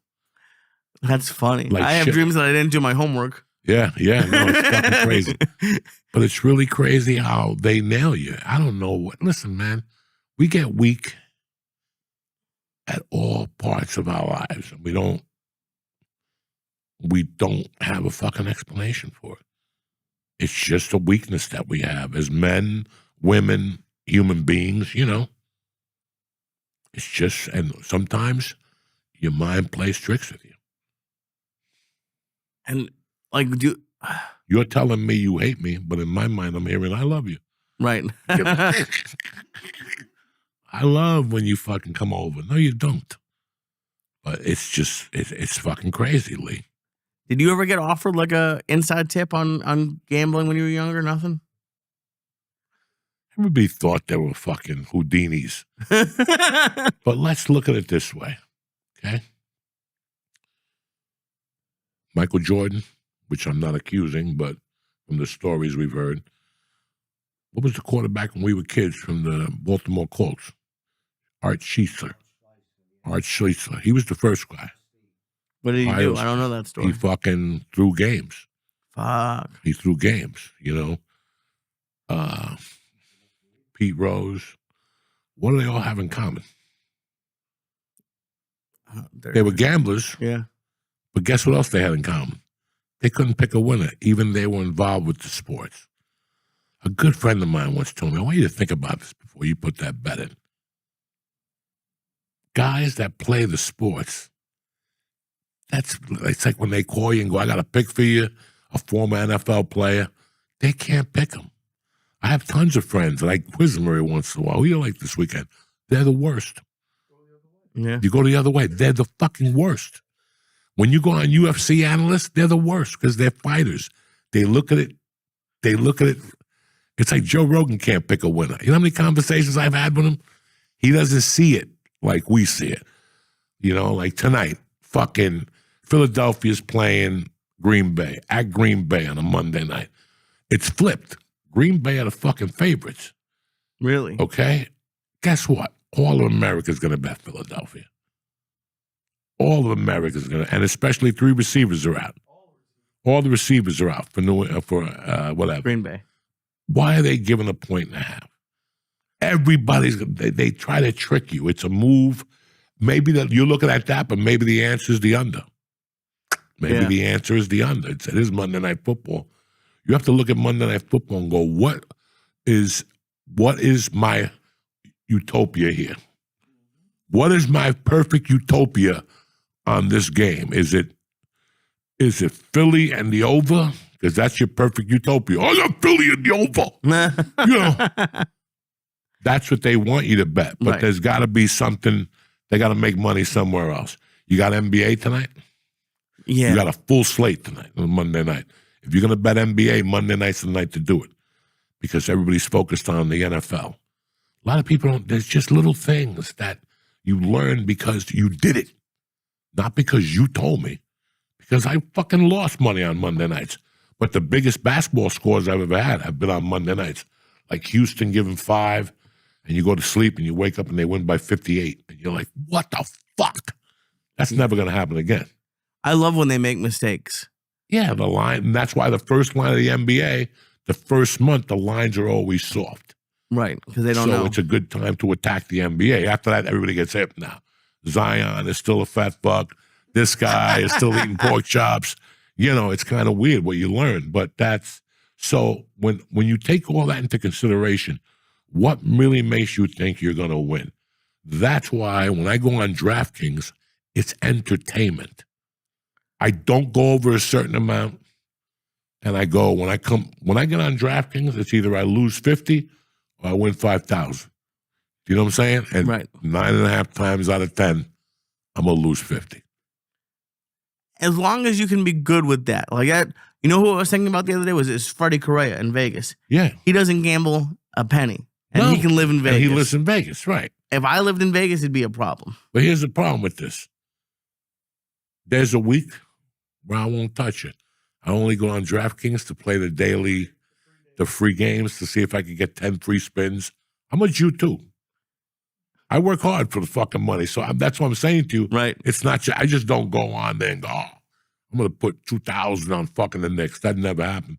Because if my wife found out, she'd fucking rip that app down. That'd be the end of the fucking app. So my wife will tell me, I'd rather you think of what you want for the month, think of what they give you, and put it in there. And once that money's gone, don't go back. And that's exactly how I do it. Yeah. So if they give me 3 and I put 3 in there, dog, you know me. Once you start dipping into my 3, I take a few days off and shit. With their 3, yo, you gotta see me.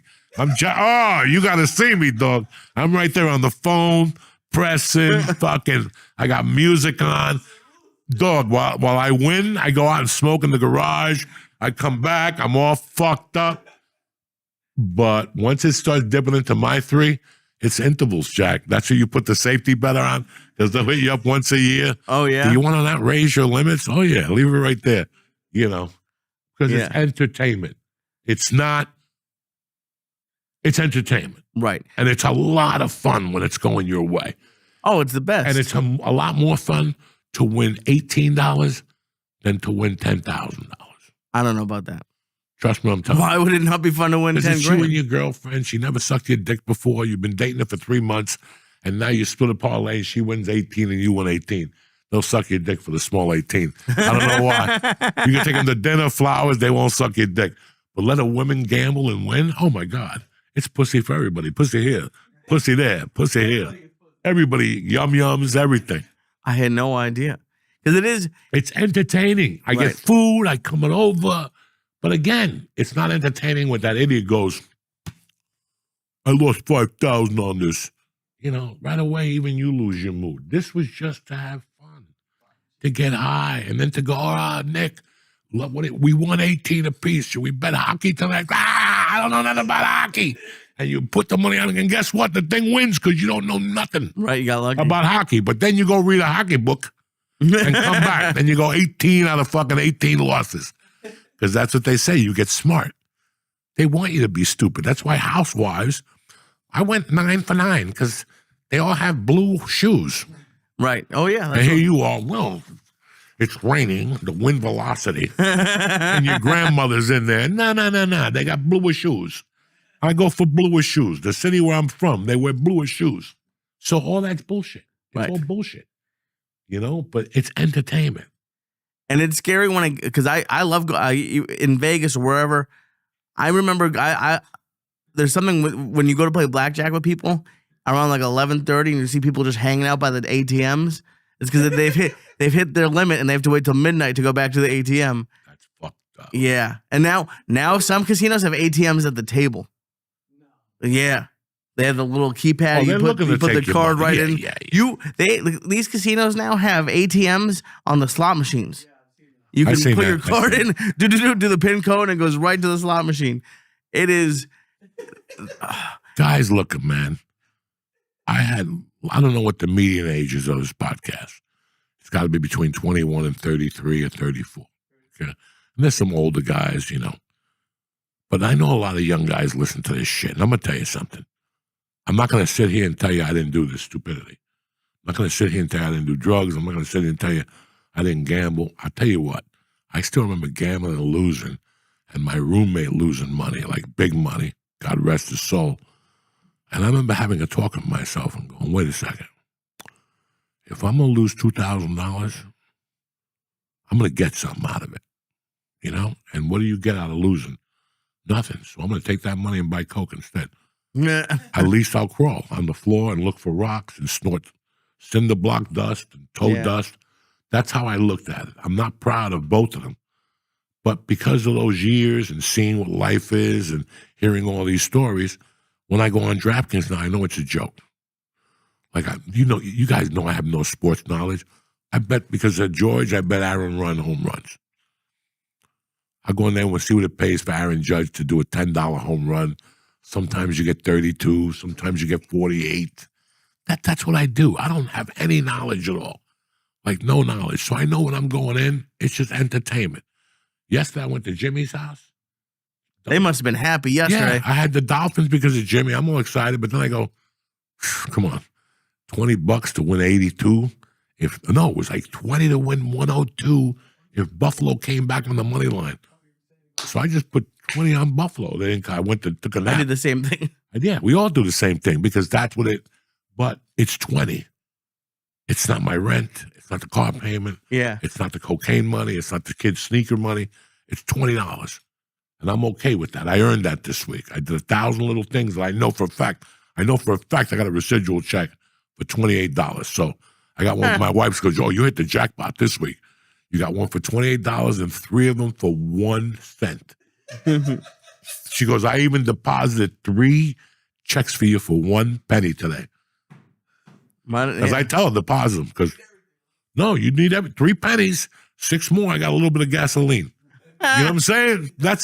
I used to rip those up. Why? When I was poor. You just get pissed off when you opened it and rip it because up? you can't go to check cashing place with a 23-cent check. They're going to take 10 points off the bat. So all I got is 13 cents. So you get a 23-cent check. I used to cash my checks at fucking the liquor store. Oh, the check cashing place on Whitsett in Hollywood. Holy so shit. I never cashed them. And then one day it dawned on me, I'm getting rid of dollar checks. Who am I, Don Corleone?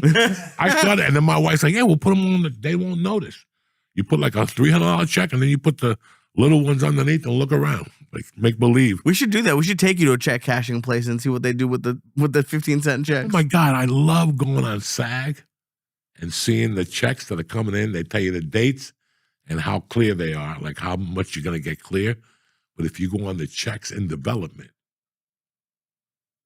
then you see what's really coming? Then you see everything. But there's always like 42, 28. Like when you first book a show, the first residual is the amount that they paid you. So you're like, oh shit. When that motherfucker airs, you're like, oh shit. But then it just keeps going. Then you get like, so like you do a co-star. Like when I did a co-star, it was $1,250. For $1,250, I'd stab you in the fucking neck.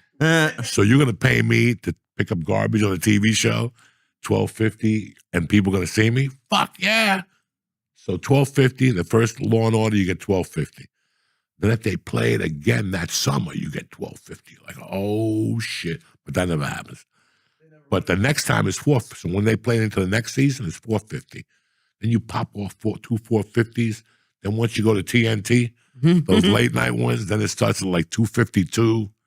And it goes down to $130. Then after that, it's a cold day in the desert. You know what I'm saying? Like I got a check for coke case, and it was like 18 cents. Yeah, but imagine if you're on a show for 10 years and all the checks you keep getting. Oh, shit. That's why when I look at some of these guys, I'm like, they're not starving because those residual checks come in fucking strong. They come in and they come in like weird things. Like I have, again, and I've said this about everything. If you have, I don't know how to use this as an example, George's business is a framer. If George had a website and he averaged $300 a month off the website, just people scoping and buying a picture, a giant shirt or whatever. But then he had like a delivery service. Like right now, people are getting out of, what do you call them? Block and mortar. Brick and mortar. Brick and mortar places because my whole business, 80% of my business, I'm shipping anyway. Right. So why do I need this I rent? got 10%. I got 10 people walking in here every 10 years. You know what I'm saying? The rest, why am I paying it? I need the work area, but I don't need a storefront and the insurance and this and this and this. So they become, and those people now eliminate that, but you have these little avenues of income. So for me, I have, what's the one that they send you for music? Like I have a service that pays me for whenever I do a radio show. Oh, okay. And something else. I forget, entertainment. No, there's something else. I don't know how to get into their account to see how much they send me every month. I don't know. I don't even know. Every time I get an email, I just know I'm getting something in check. And sometimes it's $28, and sometimes it's $500. They aired something on Sirius or something like that. I don't know. Yeah, so if they take a CD and put it on Sirius or one of those, I get paid on that. You know, I got money from Netflix, not for the specials. I have no idea for what. I have no idea. Every month, Netflix Ari's things, were those on Netflix? No, Comedy Central. Oh, you're right. Comedy Central never paid me for the YouTube Ari things. That's 10 million Jesus. downloads. Yeah. Times 3 or 4. Those are crazy. They never fucking dropped me a dime. So do you understand? You got to take the good with the bad. You can't fucking fight every battle because you're going to get robbed in this business.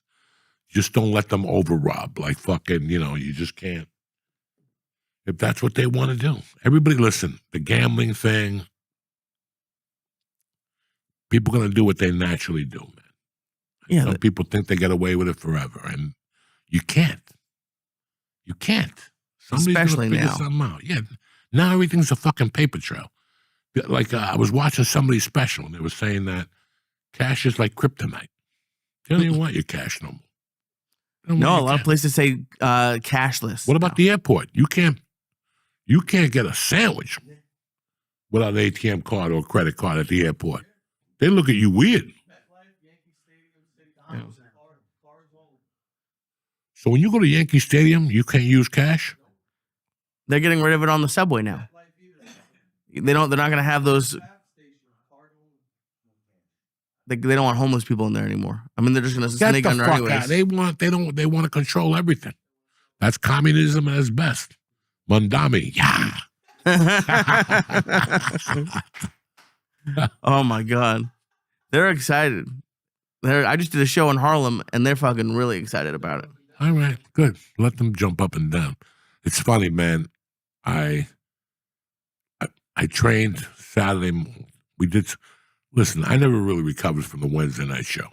Really? That was rough Wednesday. That was fun.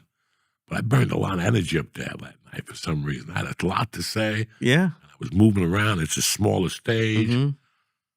And I went home that night. I didn't fall asleep right off the bat. Then Thursday night, I slept well. And then Friday, I did some shit in the morning. And then I drove down there. When I got out of that car, I was wiped the fuck out. Like, I had all these plans to go out to dinner Friday night. I couldn't leave the fucking hotel room. I don't even think I even ate dinner Friday night. I didn't. I think she brought me like a roast beef sandwich, a half. That's all I ate with water out of the refrigerator. You feeling okay? You're just tired. I was fucking wiped out. But Fridays, I'm always wiped out. Like, that's why I don't make no plans for Friday night. Because Friday at 4 o'clock, at 1 o'clock. Like, if I did my week, Friday at 1 o'clock, I'm fucking done. So I got, mediocre sleep. It's a foreign bed. She forgot my fan. I brought a fan, but she forgot the other one. So I fell asleep to the noise from my fan. I got up a couple times to pee. And then Saturday, I just woke up a little fucked up. Like, I just wasn't feeling it. And throughout, I got up early. I went downstairs, fucking got high in the morning. I got too high, and I went back up and took a nap. I had breakfast. Breakfast was pretty fucking good. And then I just wasn't feeling it. I woke up, and my wife's like, what do you want to do? And I went outside for a walk, and there was I wanted to get vitamin D. I just wanted to sit and look at the phone. I knew I couldn't go on DraftKings Casino in D.C., so I just wanted to get some vitamin D before the show, maybe write some notes on the phone, and I just couldn't get settled. And fucking, we went to eat. We drove to a mall, and we went to a food truck.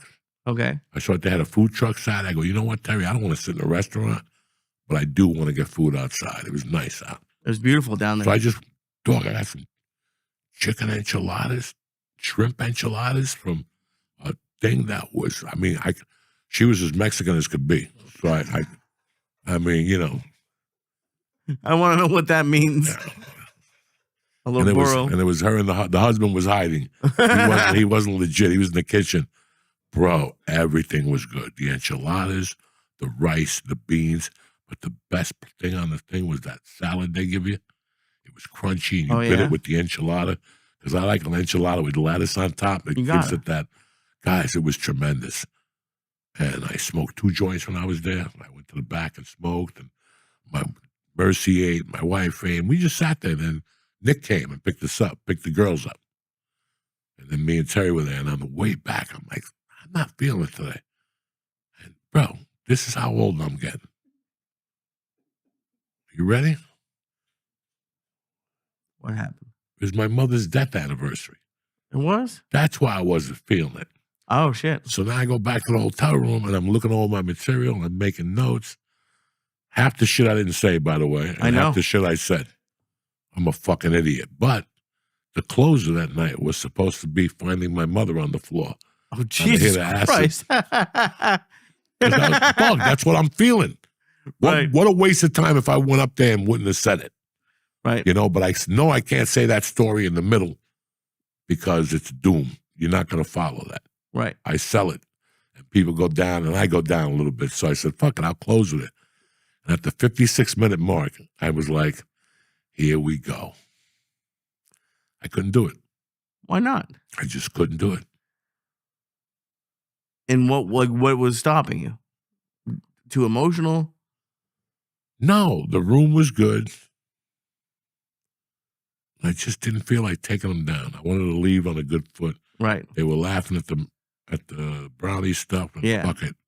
I got off and just closed it at that. But I really wanted to fucking talk about that for some reason that night. I'm surprised that you didn't.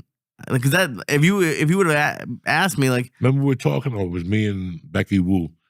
We were talking about material, and I goes, you know, I don't understand how I go see a comedian and he has the same material 3 nights in a row. Something has to happen that day. Something that threw him off. Maybe on that day his aunt died 3 years ago, and I was his favorite aunt. Something, you know. you would think so. I think you're more of an anomaly than, like, I've opened up for a lot of people, and it's not exactly the same, but it's close to the same. And especially when you're editing CDs for you, it's annoying because you go up there 5 shows and do 5 different sets. Completely different. It's not even like a word's different here or there. You have a whole new chunk that we were talking about before in the green room. Like, you're the, like, not weird, but like, you're the unique one with that stuff. You know, bro, the other day, I mean, one of the reasons George got rid of cable. Did you get rid of cable? Yeah. And one of the reasons I'm about to get rid of cable, and I hate to say that a lot of people are going to go, Joe, you're a hypocrite, is that the fucking Godfather's on every day. Now, I love The Godfather, but it's on every day on Showtime or one of those. Godfather, Godfather 2. And when Godfather 2 ends, Godfather 1 starts on another channel. I pay too much money to see The Godfather. I think I have it on DVD 3 times, VHS once. I think I even got it on cassette, reel to reel. I even got the other one, Blue Phone. Blu-ray. I got a Godfather and everything, okay? And this is funny, guys. You're going to appreciate this. I know George will, because George and I always have these conversations. I don't care what you guys want to say to me or tell me he's gay or he sucked dick. All those stories make me love him even more. We're talking about Marlon Brando. So last week, The Godfather's been on so much, and I go to myself, you know what? I haven't watched it in about a year. Let me put it on. And my part came on right from the beginning. He cuts right through the chase, and it's when Sonny gets killed, and he fucking has the conversation with, the consigliere. He has the and which is one of the greatest fucking things ever when he tells him. And I read up on that scene, like they were doing a show on The Godfather one night, and he had no idea that fucking, what's his name, was going to take the glass out of his hand. Like Robert Duvall was saying, when we first rehearsed it, he rehearsed it like that. And that's what I would do to break your balls. Just rehearsed it a certain way. And then when we shot it, he came down and took the drink out and then gave it to me. And then said, now you had your drink. And he goes, I was lost. He goes, the first 2 takes, and then he came back and did it differently the second time. He goes, I was completely lost with this motherfucker. That's what you do. Okay? I've always loved Marlon Brando, and I like the school of thought that he was in. He did everything, a little bit of everything. He wasn't good at everything, but he kept his mouth shut. And in the daytime, he would sit in Manhattan in front of Macy's in 1950, and he would sit in a phone booth. And he would hide in a phone booth and watch people walk because he loved to watch people fucking walk. And if you watch that scene in The Godfather, it goes from the funeral, it goes from that to the funeral. Look how they massacred my son. And then it goes right to the meeting in New York.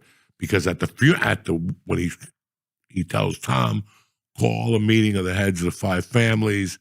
I don't want nothing, no retribution. And then they do that scene where he gets tortured for on Saturday Night Live of him reading and everybody had stickums on. Okay? Everybody had a stickum on, so he knew his lines. Oh. This motherfucker, this is a major motion picture, and this guy refused to learn his lines. He would write them on you and put them on your fucking neck while the camera was on me because he wanted it to come out organically. Right. I love that. I always loved that shit. Some nights, you know what? As much as I want to go up there and open up with a fucking delivery joke, I want to open up with something that happened to me and just welcome them to the show and slow them down. Slow them down a little bit and bring them into my world. I like that. That's a mistake I made. I could not fucking imagine going up there and doing the same line every night from beginning to fucking end. I'm quitting. I'm quitting within a week. I'll quit. Right. I can't imagine doing that. That's why I never set myself up like that on a ship or anything. You listen, Joey, here we work clean. I understand. So I could probably do one show, but I'm going to snap by the third. By Thursday, I got to do what I do, baby girl. You know what I'm saying? We got to take this to the next. They're going to leave you in the Bahamas. Yeah. So this is why I don't like working off a page. I like working organically. See where you're going with them. Where are we going? What the fuck? Do they need to hear this joke tonight? Let me tell them an old story. And let me go into this joke a different way. There's always something. You know, like I've said here with you 1,000 times, I have 22 ways to tell you to go fuck yourself. At least. Some of them with a smile on my face. Some, Lee, come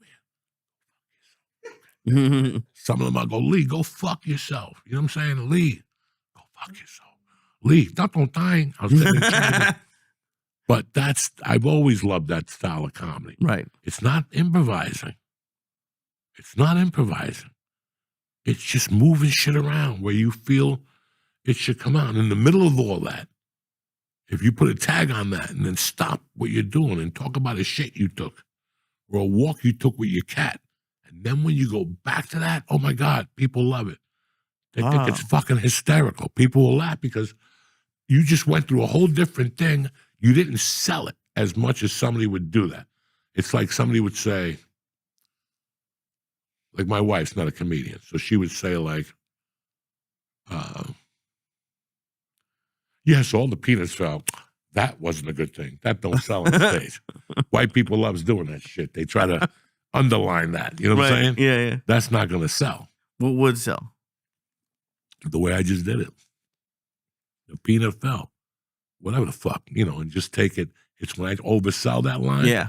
So instead of me going, me and George went to whatever. Speaking of retards, who saw the Jets last weekend? Okay, you were just talking about a heavenly, beautiful thing, and all of a sudden you went back into retards and the Jets. But guess what? At the end of that retards Jets, you're going to go back to how you love your daughter. And then I went there, and they're like, what the fuck just happened? Because I put a tag on that. What's that? The front, what's the top tweet and the top retweet? Pin. I put a pin in that. Oh, okay. So before, that's not done yet. I'm putting a pin in that. I'm just going to take them for a walk on, I just took them on Fifth Avenue, but really quick, I'm going to run down 69th Street and take them on a walk on Riverside Drive. Then I'm going to bring them back to the same spot. So I'm going to meet them on 50, I'm on 56th and 5th. Now I'm on 56th and Riverside Drive. I'm going to walk them to 60th and Riverside Drive, but I'm going to bring them back to 56th and 5th. That's what I thought. I just thought you were high and you would forget what you were. No. That's the appearance you give those motherfuckers. Right. So they think you're a wizard. No, you know you're not. It's like when I found out, when I was a kid, I remember the first time I watched Brian, what's that guy's name that killed himself? Mork and Mindy. Oh, Robin Williams. First 2 times I saw Robin Williams, dog, I thought I was going to have a fucking heart attack. Yeah. One time he was doing something, and he opened up the fucking hamper, and he goes, Hoffa, I fucking almost died. Like he was just, and then I found out that he wrote everything and he planned it out. Everything was planned out. Right. He sold it like it was improvised. Right. So he sold it like he was spitting, dropping knowledge, but that thing had been well done already. It was fucking brilliant. That's crazy. So it's how you sell it. You could sell it like this is the first time you fucking read it. But once you ever read a book and you read like a couple paragraphs and you're like, wow, that was fucking great. I got to read that again. Mm-hmm. And you read it again and again. Then it takes the sting out after the third time. And then you can move on. You're still blown away by the story. Right. But it loses the element of surprise for sure. Ecalequa. I couldn't agree more. What the fuck you think you're dealing? Did you ever see the show The Bear? Have you watched that yet? The cooking show? Yeah. No. It took me this is my third time getting into it, and it takes about a season. But in the second season, they have an episode with your buddy John Bernthal. Yeah. They had a great episode with the whole family, and the mom is going nuts, and it's like that. I could rewatch it. I'll never be able to rewatch it in the same way because it's so out there. There's also, and I'm sure you never saw Game of Thrones. You ever see Game of Thrones? No. There's an episode called The Red Wedding where they kill everybody at a That's wedding. your wedding when I go. Listen, The red wedding. Just kill Once me I smell first, some please. Hindu toes. oh I'm my just gonna god, get one of those Hindu's knives. you're and gonna stuff. say that your toes smell great. They wash them. Listen, My toes do not smell great. My toes like my asshole. I could wash it. I could wash it 20 times, wipe it with the towel, and it still has that asshole smell to it on the towel. You're like, what am I going to do to take this whiff out of mine? That's why I discovered the Uncle Joey loofah, where you put it around your finger and you stick it in your ass to clean the barnacles rim. off the. You ever look at porn? You ever watch porn and the chick's got a beautiful pussy, but her asshole's brown, around the asshole? It looks like somebody painted it brown, and you're like, I don't need to see this shit. Somebody needs to fucking AI that white, like when you bleach in your teeth. right. You got to bleach in your asshole. So I've always been interested in how to bleach your asshole. Now, I do not want to go to some Chinese lady, have to sit On on all a table fours? and have to have somebody bleach your asshole. Listen, no bueno at all. Some Chinese lady has to take your asshole hair and put fucking little mascara sticks on it. You know what I'm saying? A little paintbrush. A little paintbrush. But you can do it yourself at home. So No, you can't. Yes, you do. You get a loofah, you cut it down, and you fucking stitch it to fit your finger. And Do you have a little- and you stick your finger 3/4 of an inch up your asshole, and you go this way, and you'll hear the barnacles dying. How They'll start- often do you throw this thing away? Huh? How often do you throw that thing away? One a week, 1 or twice a week. And so you just keep making new little loofah. Yeah, when you buy a new loofah, you Yeah. just cut them and prepare them so you always have a big bag. You got a big bag of loofahs. What happened to a bidet? I just installed a bidet again. A bidet is great, but a bidet takes the decay off the top. It don't take that barnacle. If you turn it up to 10, it does. No, it doesn't. You have to help it. That's good. If you soak it first and spray fucking Febreze, it's not Febreze. What what is it? No, not fertilizer. That's for the Arabs. The other one, the one that you just, to clean. Okay. Well, get yourself a cleanser that has strawberry seeds in it. I used that one time, peach seeds. And you just take that and put the finger in and just clean around your barnacle. But even that, my ass still has that wang to it. So I gave up. I do it once a week now. And, You wouldn't get your asshole bleached? not You in a wouldn't million go to a years. place? Nah. I don't even like getting massages, Lee. Oh, I love them. You don't like massages? I don't like laying on the table face down. Anything could happen. You know what I'm saying? Anything could happen. And anything that can happen is not good. Oh, dude, I gotta be honest. I just got into them a couple years ago. I've had probably 4 massages. The first one I got was with a dude, and I was not thrilled about it, but it was either my ex getting a dude or me. And I was like, all right, I'll take the dude. Best one I've gotten by far. The head just it was a little I don't weird. like it. That's good. You don't want a little a dude just rubbing your shoulders. It feels I nice. tried, and it just doesn't. The only little Woman I liked because it was out in the open was the Chinese lady I took you to. Yeah, that was fun. And she was great. For $40, she was great, Lee. I didn't have to worry about a hand job. Everybody was out in the open. When you walk in, they put your feet in hot water. They put your feet up. They take your shirt off. They rub your shoulders, your fucking hands. They rub your neck. She would fucking stand on a chair and stick her heel into my calves. God. She was a power lifter in China. And then she would start working on my legs and get a stick and do all this shit and fucking, she would, $40. I get off a plane, I go right there. I would drop my luggage at home, smoke a bong hit, and shoot right to the fucking thing. Oh, dude, one day you called me and said, I'm going to be at your house in 20 minutes, wear shorts. And I came down, you took me there, and then speaking of it, we were laying next to each other with like a little curtain in between us, and this woman was strong as fuck. And I had to be like, hey, can you lighten up a little bit? And from the other side of the curtain, he said, don't be a pussy. Dog, this place is great. Oh. And Massage Envy was across the street. It was like a fucking ghost town. Because up and down that street, that place was legit. It was next to the bodega where the guy was cool. Yeah. And next to something else, the black hair cutter. I have in the corner, remember they would be cutting hair 4 a.m. I would be coming up the hill and there'd be fucking 10 cars up there. Black people cutting hair, fucking music. They had a food truck. Fucking unreal. It was the Lancashire and something. Yeah, and there was the little bodega there, the massage place. Wasn't there like a dental office that was never open? Was it that one? And then across the street was Massage Envy and that gym that they tore down. Gold's? No, there was a gym there that they tore down. And I remember I used to go there to get the juices. There was an Asian who sold juices there. Okay. And that's where, God rest his soul, I used to see him lifting there with other big black dudes. The guy that died, Jamal Warner, from whatever. Right across the street. And across the street, that was a hot little neighborhood. The sushi there was tremendous. The all you could eat across from the Ha-Ha. Yeah. They used to give you the mussels with the cheese on top. Oh, yeah. Oh, shit, George. That's why I brought milkshake there. Oh, that place was heavenly. We used to kill them. And then you had the place up the corner there. Oh, the corner thing that had the cheesesteaks and the french fries. They had like the old archers like McDonald's. How the fuck are you forgetting all this shit? What cheesesteak? Oh, wait. Yeah, it was next to the music studio. Oh, Who's the guy who owes Vegas $20 million? Bruno Mars was there. Bruno Mars would record there and then go to the sushi place and then go back to that recording studio. We'd be in there eating the fucking cheesesteak with the fucking milkshake. Was the cheesesteak place outside? Yeah. Yeah, Bruno Mars. Remember, it had paneling outside. Oh, I didn't That's know what Bruno Mars used to tape. I just That about the neighborhood was cheesesteaks. hopping. It was Bruno Mars. We were living right there. Like Bruno Mars is taping right there. 20 black coos in a band were going there dancing and shit. Fucking unreal. Unfucking real. And then up the block was the theater. You had the donut place, and you had the bus at the train station, the tamale lady in the morning. You had the theater, and you had the bar.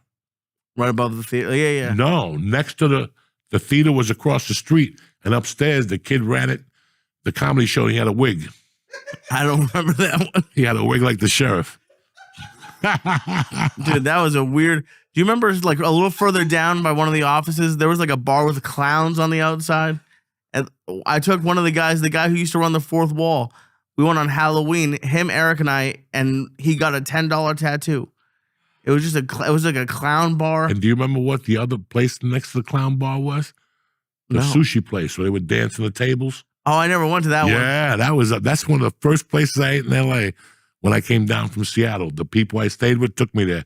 Fucking Japanese people dancing and jumping up and down the tables. We lived, and then they burned it down. The Japs burnt the sushi place down, but it burnt down the fucking smoothie place. That poor bastard. He used to come to kickbox. He was crying every day. I don't know what I'm going to do. Insurance hasn't sent me money. I can't make protein shakes. Dog, take the money and get out. And he finally sold it and moved to Arizona. I don't blame him. Fuck. Fucking good times in North Hollywood. Yeah. Fuck yeah, dog. And I used to just call you and say, come down. I got Cuban fried rice for you. Cuban fried rice, fucking great. And you would be, because you wouldn't go out at night. If it wasn't for me, you'd be in that fucking apartment. I'd make them come down, dog. We'd smoke. I used to have these tubes that you drank that were 200 milligrams. They taste like grape juice. What's in those things? Dog, I would give them an edible to eat and that to drink. Oh, during COVID was a fun time. It's like a fucking edible and fucking a drink. And also like, I'll see you tomorrow. Where you going? Fuck you. I got shit to do, cocksucker. And he lived across from a Bavarian hot dog place that was disgusting. Oh, Wiener Schnitzel. It was Wiener Schnitzel and a Frosty Freeze across the street from a Popeyes. I can't tell you how many times myself and other fat fucks would go from the Popeyes straight, because you could go straight across four lanes of traffic into the Wiener Schnitzel Frosty Freeze line and get an ice cream with the Popeyes. It was good. Oh my God. Where you at this week, beautiful? This week, Thursday through Saturday, I'm with Josh Wolf at Laugh Boston. And then on Monday, the 13th, I'm at the Grizzly Pear in Midtown. You're beautiful. What time? 9:00. Look at you. Oh, yeah. Lily from the Gazebo. Me, I will be at the Dojo Thursday night at 8 o'clock doing a bucket show. I think there's a few tickets left. And then Philadelphia on the 26th, Parks Casino, the night before Thanksgiving. It'll be fucking insane. That's it. Take it. We'll see you next week.